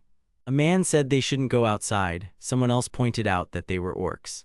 The girl stated that the students wouldn't be able to fight them off. The fox thought that even though she knew who Alfred was, it sounded silly, even if he was telling the truth. The hero told the warriors that they would rely on them. He asked them to call for help if needed. The man advised him not to get in the way. The warrior was shocked to see a rebel orc. He couldn't understand where such a unique monster had come from. Someone panicked, saying they couldn't defeat something like that. Zeros used 8th tier magic, heavenly fire. The man was astonished, wondering who this child was using an 8th tier spell. Alfred asked Zeros if he had learned to use magic. The young man replied that it was an experiment. An orc emperor appeared. The main character told the young man that it seemed he understood his immaturity. The young man declared that he would now show them how it's done with the same tier, and proceeded to use an 8th tier magic spell. He uttered the spell's name, Air Storm. Alfred told Zeros that this was an example of elegant 8th tier magic usage. A man said that the students had killed an orc emperor and that he had been very scared. Another person noted that no matter how many times he heard it, it was confusing. Someone else added that they wanted to talk to them but couldn't find them anywhere. The main character explained that they were now separated from the world and no one would see them within a kilometer. He suggested they start training. The girl was breathing heavily while doing an exercise and explained that what she was doing was called burpees. The fox reported that it was a training exercise to connect the brain with the magic circuit through repetitive movements, but she didn't finish her sentence. She complained that 10,000 repetitions for a warm-up was excessive. The exhausted girl asked if she could rest for a bit. The young man allowed it. The girl thanked him, saying she had quickly run out of energy and that she still needed to train a lot. Zeros replied that she should have rested after the first 100 anyway and that she was progressing quickly. He said that using a fireball and doing burpees simultaneously was a bit harder than regular training. He admitted to himself that even for him, 10,000 repetitions was a lot. The fox asked where Alfred was. The young man replied that he was inside a double barrier, training burpees with a meteor shower 10,000 times. The main character said that it was quite difficult to use a high-tier spell 10,000 times. He suggested making Liza's training more challenging. The guy explained that defensive magic suited Liz best, so that's what they would focus on training. Alfred said he would demonstrate first and asked her to watch carefully. The young man explained that under stress, her body would be covered in defensive magic, causing swords to simply bounce off. The protagonist warned that by dodging, she was only reducing the chance of having to make a sword bounce off. If she relaxed, it would be very difficult, but he guaranteed results. Zeros said it wouldn't be an easy training. Alfred added that for advanced training, there was a 500-meter freefall without defensive magic, where the recoil of wind magic would compensate for the falling speed upon impact. He explained that this method helped determine the activation time of magic under stress. Zeros said it wouldn't be an easy training. Liz asked Alfred if it wasn't too much. He replied no and didn't finish his sentence. The guy stated that he trained like that when he was 9. The girl screamed in horror, exclaiming that she wasn't a great sage. The young man said that for Liz, who hadn't trained like that, it was too much. Alfred asked if her confidence wasn't strong. He confidently said that she was moderate and could do it. He added that he just needed to explain everything to her. Liz shouted that she could do it. She promised to try her best if it made her stronger. The main character praised her and said it was very elegant. The guy asked if they could start such training later where she could test herself. Alfred agreed and offered to show how he trained at 6 years old. Liz doubted it would be easier. The young man said that tomorrow they would arrive in Dragonoid territory. They wouldn't be able to train any time there, so they needed to finish everything today. Lady Isabella called the man insolent and asked why he had come, as she wasn't interested in him. He replied that he had a gift for her. The man asked her to accept a case of gold. She asked for their family name. He replied, the Belial family. He expressed hope that she would remember him. The girl asked what it meant that he managed the northern territory of Valnorath. He confirmed it. She called it excellent news. Lady Isabella immediately ordered a dragon hunting ground to be established there. The man was horrified, realizing she wanted to make dragons her servants and add them to her collection. He thought about how hard they had tried to avoid this. He objected to Lady Isabella and reminded her that dragon hunting was forbidden, although His Majesty still allowed some hunting. He added that the police knights were still dealing with the dragon hunting incident and the knight leader would hardly forgive it. She reminded him with a smirk that he wanted her to remember him, didn't he? The man mentally fumed but outwardly agreed. Isabella told him not to be afraid and promised a reward. She ordered him to head north right away. The hero was surprised and asked again. The girl chided him for his poor memory. She then repeated her command to act quickly. The guy received a note from a carrier pigeon and said it was from the director. He read that the director seemed to have been accepted into the police knights, which would be useful for their leader, Theodore. He added that everything was going as planned. Another guy asked what was planned. The protagonist replied that his ultimate goal was to destroy all demons in human territories. Alfred said that the palace residents were so corrupt that they couldn't deal with that right now. First, they needed to handle the three sages. He added that Theodore was one of the few people he could trust and that he had sent his subordinate to him so that Theodore would have more freedom to act. The blonde-haired guy was amazed at how well thought out everything was. The hero said that after Cedric's life ended, the emperor would strengthen the troops, so they needed to quickly restore their forces in Valnorate. Cyrus was surprised by the scale of the plan and asked who the old acquaintance from Valnorate was. The guy replied that he had lent him something when he finished his reincarnation theory. The girl fearfully asked if Valnorate was on fire. The guy replied that no, it was further away. He added that the lower race of Draconics lived here and this was the lizard men's area. She asked if they were fighting each other. The young man said it was strange because they were usually peaceful. They weren't aggressive unless attacked. Lisa, horrified, suggested that it was obvious humans were up to something. The man admired how powerful his warriors were. He clutched his head, not understanding why he was laughing and in the middle of a military conflict. He said that she not only subjugated him but also used him as a servant, the head of the Belial family. He wondered if they could have reached Valnorate by bypassing the lizard men's eyes and why they went directly while she was having fun. The elderly man said there was still a chance to stop and suggested retreating. The Lord asked what he was talking about. The servant explained that the warriors were dealing not just with foreigners but with lizard men and that it was a crime. The man replied that no one would say their family did it. According to the plan, it was an attack by armed bandits, and it was profitable for them that Isabella had noticed them. He added that it wouldn't be a big deal if the truth came out, only His Majesty would make a fuss and the matter could be resolved as usual. The man angrily asked if the servant had anything else to say. He then yelled that the permission to go with him was, in a way, also a punishment. He accused the servant of raising Alfred that way. He asked why he, a former magic swordsman, had never dealt with anyone.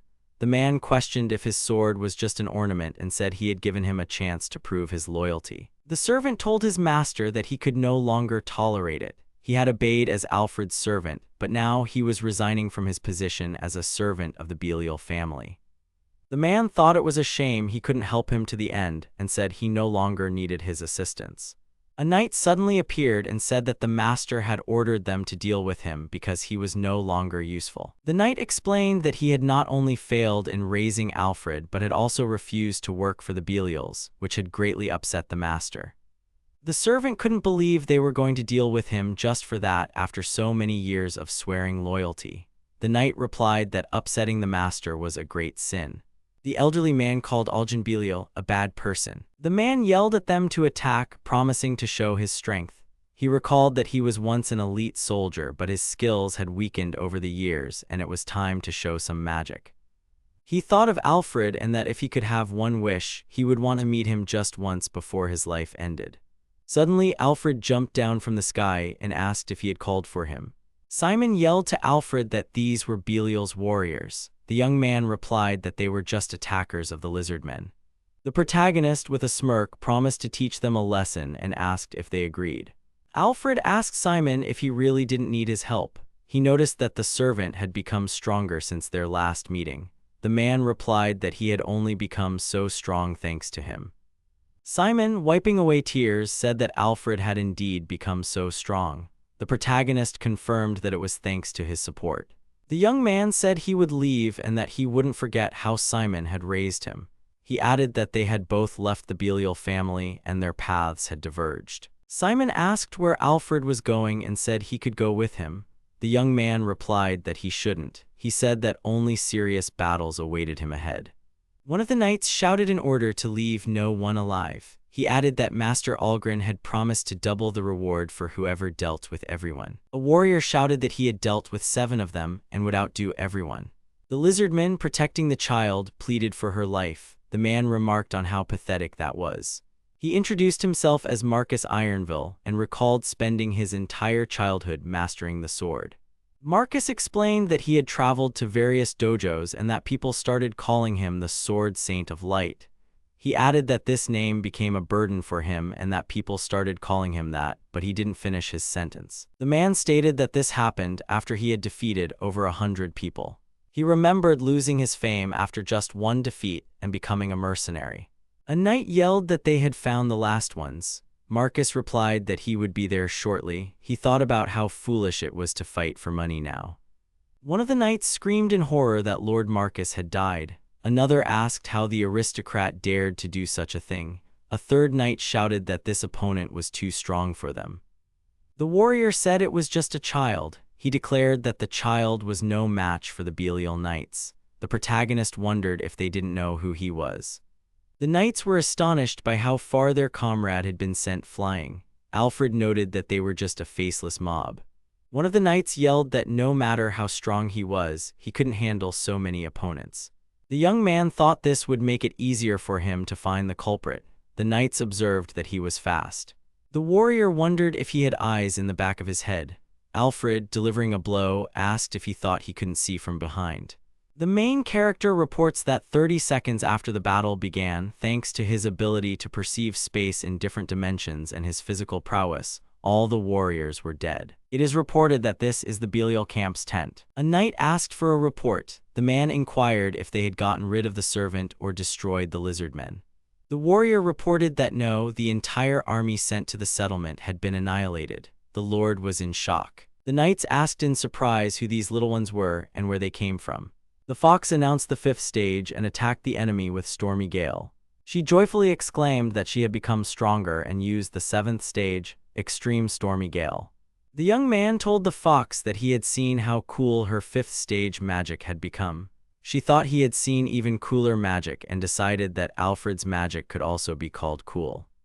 The young man announced that they had now dealt with everyone remaining there. Suddenly, the boss appeared. The man said he thought some fool had decided to attack them, but it turned out to be Alfred. The protagonist remarked that life has its surprises. The man was surprised that he wasn't called father.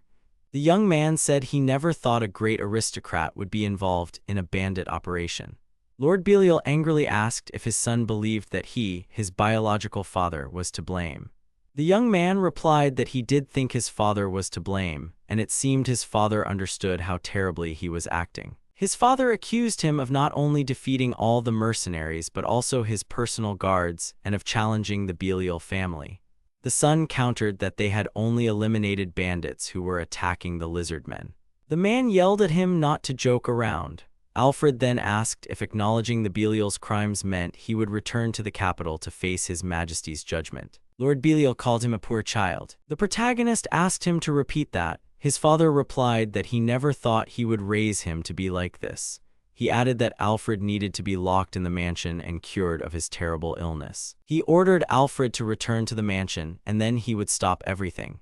The man thought that the outcome would depend on re-education. In the worst case, he would have to use brainwashing, subjugation, and other forbidden magic. His father said there was even a chance he would become disabled, but that's why he needed to be re-educated.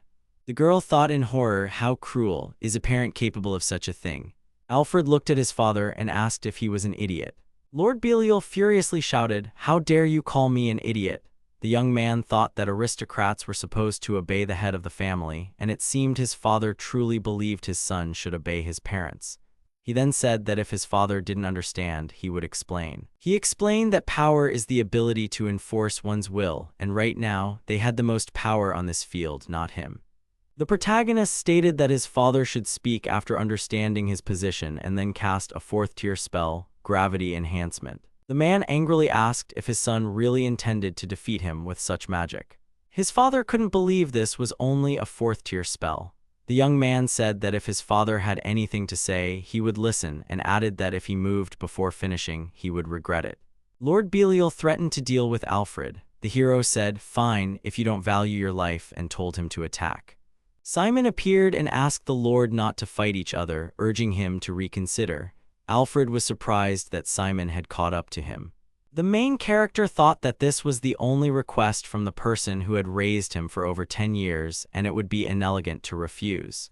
He said that this would be the only time. He told his father that he would forgive him just this once and asked him to thank Simon, but he also warned that he would report him to the police knights. His father, enraged, yelled, asking how his son dared to speak to his own father that way.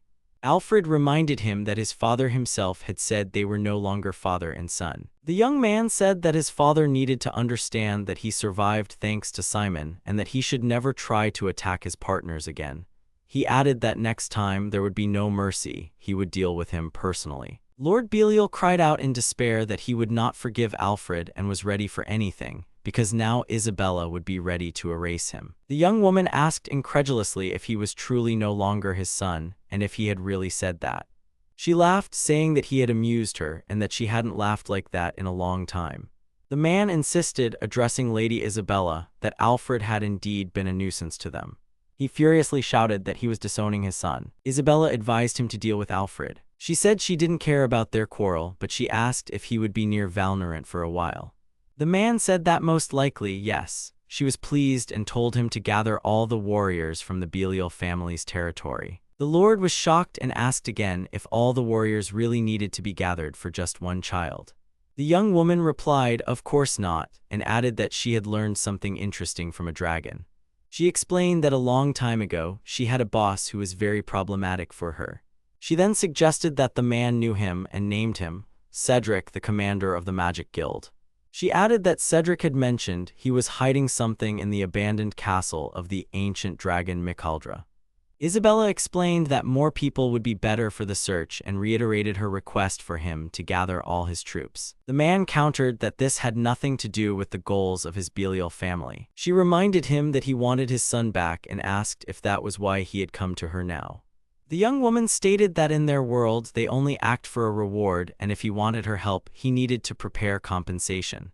The man realized that in trying to use her, he had been used himself. Isabella thought that if the rumors were true, Cedric had used Mikalda's body to store something. She added that if she did everything herself, she would have a chance to surpass the others. She believed that then the demons would only recognize her, and she would be able to take the position of commander of the Magic Guild.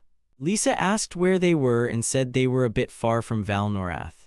Ciros replied that it was the castle of Mikalda, the king of dark dragons, and trailed off. He added that it was now just a dilapidated castle. The young woman asked Alfred why they had come to these ruins instead of Valnorath. The protagonist mysteriously replied that it wouldn't be interesting if he told her everything and asked for her guesses. Lisa said she would think about it. The guy said Mikalda and didn't finish his sentence.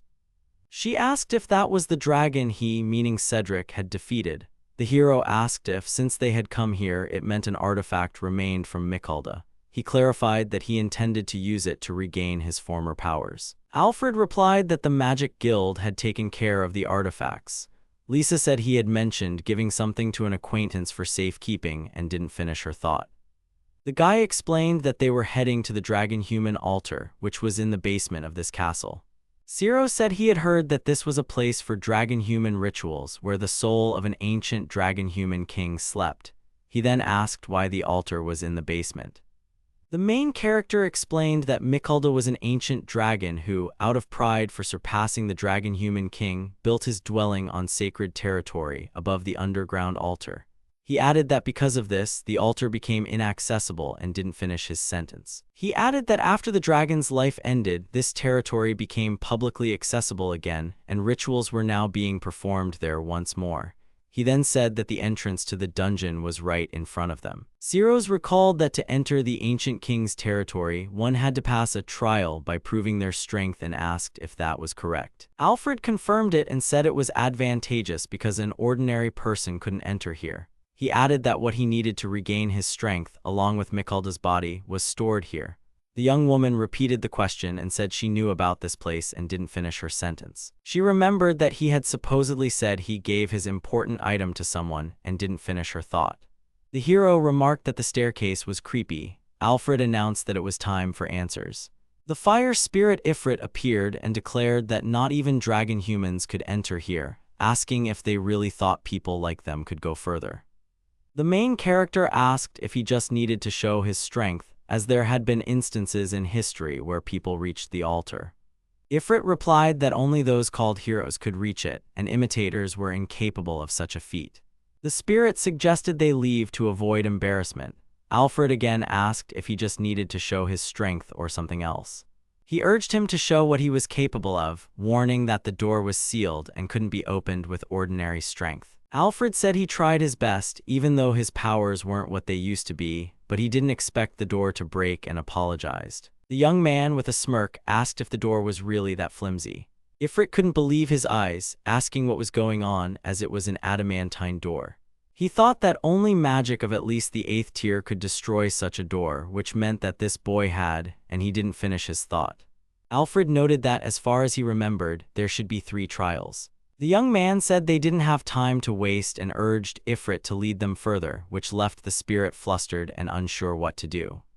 The spirit pondered that, by the rules, he should lead the one who broke the door to the altar, but now no one except dragon people was allowed there. He remembered that her command was absolute, and he was especially strictly forbidden from letting humans approach the altar. After hesitating, Ifrit finally agreed and told the trio to follow him. The spirit decided to lead them along the forbidden trial path, specifically designed for intruders. He announced that in this room, he intended to test their wisdom. Ifrit explained that the magic circle was the key to the next room, but the door would only open if they followed the correct steps. He added that he forbade them from using the trick they used on the door. There was a rule here: nothing could be broken, so he wouldn't allow them to damage the sacred territory anymore. Zero said that this magic circle, and he didn't finish his thought. Alfred asked if he understood something. The spirit was sure that if he wasn't an archaeologist, he wouldn't understand anything about it. This circle was created by a lost civilization of mages from 3,000 years ago. Zero said that this circle resembled those of ancient Persia. He said that if they gave him time, he could open it. Alfred asked how much time he needed. The young man replied that he only understood half of it at first glance, so it would take him about 5 days for a full check. Ifrit asked the fox if she also knew the circles of ancient Persia. The girl replied that she didn't, and that Cyrus was just very well read. The spirit was amazed by their genius. Alfred commented that it was a rather insidious magic circle. He explained that trying to decipher the entire circle was just a decoy, and that in reality, what they needed to do was. The main character stated that they simply needed to add one missing line to this incomplete magic circle. Cyrus said he expected no less from him, that he could understand it at first glance. Alfred mentioned that this was how the entire ancient dragon lineage operated and told him to remember it. Ifrit and the girl were completely shocked, and the spirit couldn't fathom who they truly were. He announced that their bravery would be tested in the next trial. The hero clarified if that meant if they fell from the narrow path into the abyss, it would be the end for them. The spirit replied that wasn't all. As they walked, a special barrier would create mental interference for them. He explained that they would relive their worst life experiences, but amplified several times over. Ifrit said that if they were mentally sound, the task would be simple, but if not, only despair awaited them. He then challenged them, asking if they could complete this path. The spirit was shocked and couldn't believe he had agreed, thinking it might negatively affect the hero. Ifrit believed that no one could conquer despair, everyone falls. He added that the barrier was already active and he should be trembling with fear, but he didn't finish his thought. He was shocked to see that Alfred seemed completely unfazed. The spirit couldn't understand why he didn't even twitch an eyebrow. He asked what kind of expression that even was. Alfred said it was quick. Ifrit demanded to know how he managed to do it and remain so composed. The main character replied that he didn't understand, as any psychological pressure only made him happily push forward. He apologized and said that nothing had frightened him. The spirit thought he was just insane. The guy said the next trial should be the last one and asked him to hurry up, as he was very busy. Ifrit explained that the next trial would test their strength and he would have to fight him. The protagonist agreed and suggested they start right there. The spirit laughed and said that he should be grateful, as he would make an exception for him. He announced that they were skipping the trial of strength, and he thought to himself that he could never defeat such a monster. Alfred said that was very good and told him to lead them to the altar. Ifrit thought he shouldn't let people near the altar. Someone then ordered him to give up. The spirit asked Lady Ophelia what she was doing there. She asked what he thought, that she wouldn't notice and wouldn't come. Ifrit thought that since Lady Ophelia, who had ordered him not to let people in, was here, it meant she had come to do everything herself. He realized she was going to deal with them personally. The spirit thought it was the end for everyone. Alfred greeted Ophelia, saying they hadn't seen each other in a long time. She said it was him after all, and she said she had been waiting for his return. Cyrus asked who the girl was. Alfred introduced her as Ophelia the vampire, and the girl, shocked, repeated her name. She realized with horror that this was the vampire from the fairy tales. The main character explained that she was Mikhalder's ex-wife, even though she tried to deal with him when he was dealing with Mikhalder. He added that unlike her husband, she was quite decent, though not without sin. He added that after he made her understand, she became his subordinate. The fox asked what he made her understand. Ophelia confirmed with a smile that it was 2 years ago, which made the fox even more terrified by her sincere smile. The girl asked if Cedric had brought them and politely requested they call her by her name.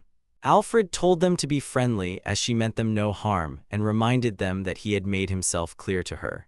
Ifrit realized he hadn't understood anything except that he had been rude to him, and he apologized. The protagonist asked what he was apologizing for, and the spirit explained that he hadn't known about his acquaintance with Ophelia and had spoken arrogantly to him. The guy replied that it was nothing serious, as Ifrit was just doing his job as a guardian. He added with a smirk that, as a guardian, Ifrit wasn't very convincing yet. The spirit promised to try harder. Ciros thought that for Ophelia, a high spirit must be like a god. The young man realized that they both obeyed Alfred because he was simply too incredible. Alfred addressed Ophelia, saying he had come to retrieve what he had left in her keeping. She gestured for them to come further inside. Ophelia said she understood what had happened while they were getting there and mentioned that it had been difficult for her too. The protagonist asked what had happened. The girl explained that she considered what he had left for her to be her top priority, and through the Vampire Information Network, she learned that Isabella was targeting Valnorat. She added that there was information indicating the Belial family warriors were preparing to attack Valnorat. Alfred thought that Simon had saved his life, but his father still remained heartless. Ophelia announced their arrival and that, as he had instructed, Mikhaldra's body was being stored there. She pointed to the enormous dragon's body. The fox, shocked, asked if Mikhaldra was Ophelia's husband. Wasn't it too much to make her store his body? Alfred clarified that Ophelia had become his wife against her will, having lost to him in battle. Ophelia, with a vampiric smile, said she was very grateful for such a beautiful object on the altar. The girl anxiously asked what Alfred had left inside it. He replied that it was a dragon magical item and asked if she remembered the dragon stone. The guy explained that it was a crystal containing magical energy, but with the power of a dragon like Mikhaldra. He added that this stone had become a repository for an immense amount of magical power. The protagonist continued, saying that while he was preparing for reincarnation, he sealed half of his magical power inside this stone. Alfred then declared that he would now reclaim his power, addressing Mikhaldra. Cyrus was astonished by the surge of magical power. He thought to himself that he had never witnessed such a release of magical energy, one that could rival a magical wind attack. The young man confirmed that everything went according to plan, and he had recovered 60% of his original power. He added that even after extracting the magical power from the stone, it could still function as a stone capable of transforming someone into a dragon. Ophelia then asked if something was wrong. The young man asked if the dragon race was in danger because of Isabella. She then asked if he had come up with a plan. Alfred smirked and replied that he had indeed figured out how to get through to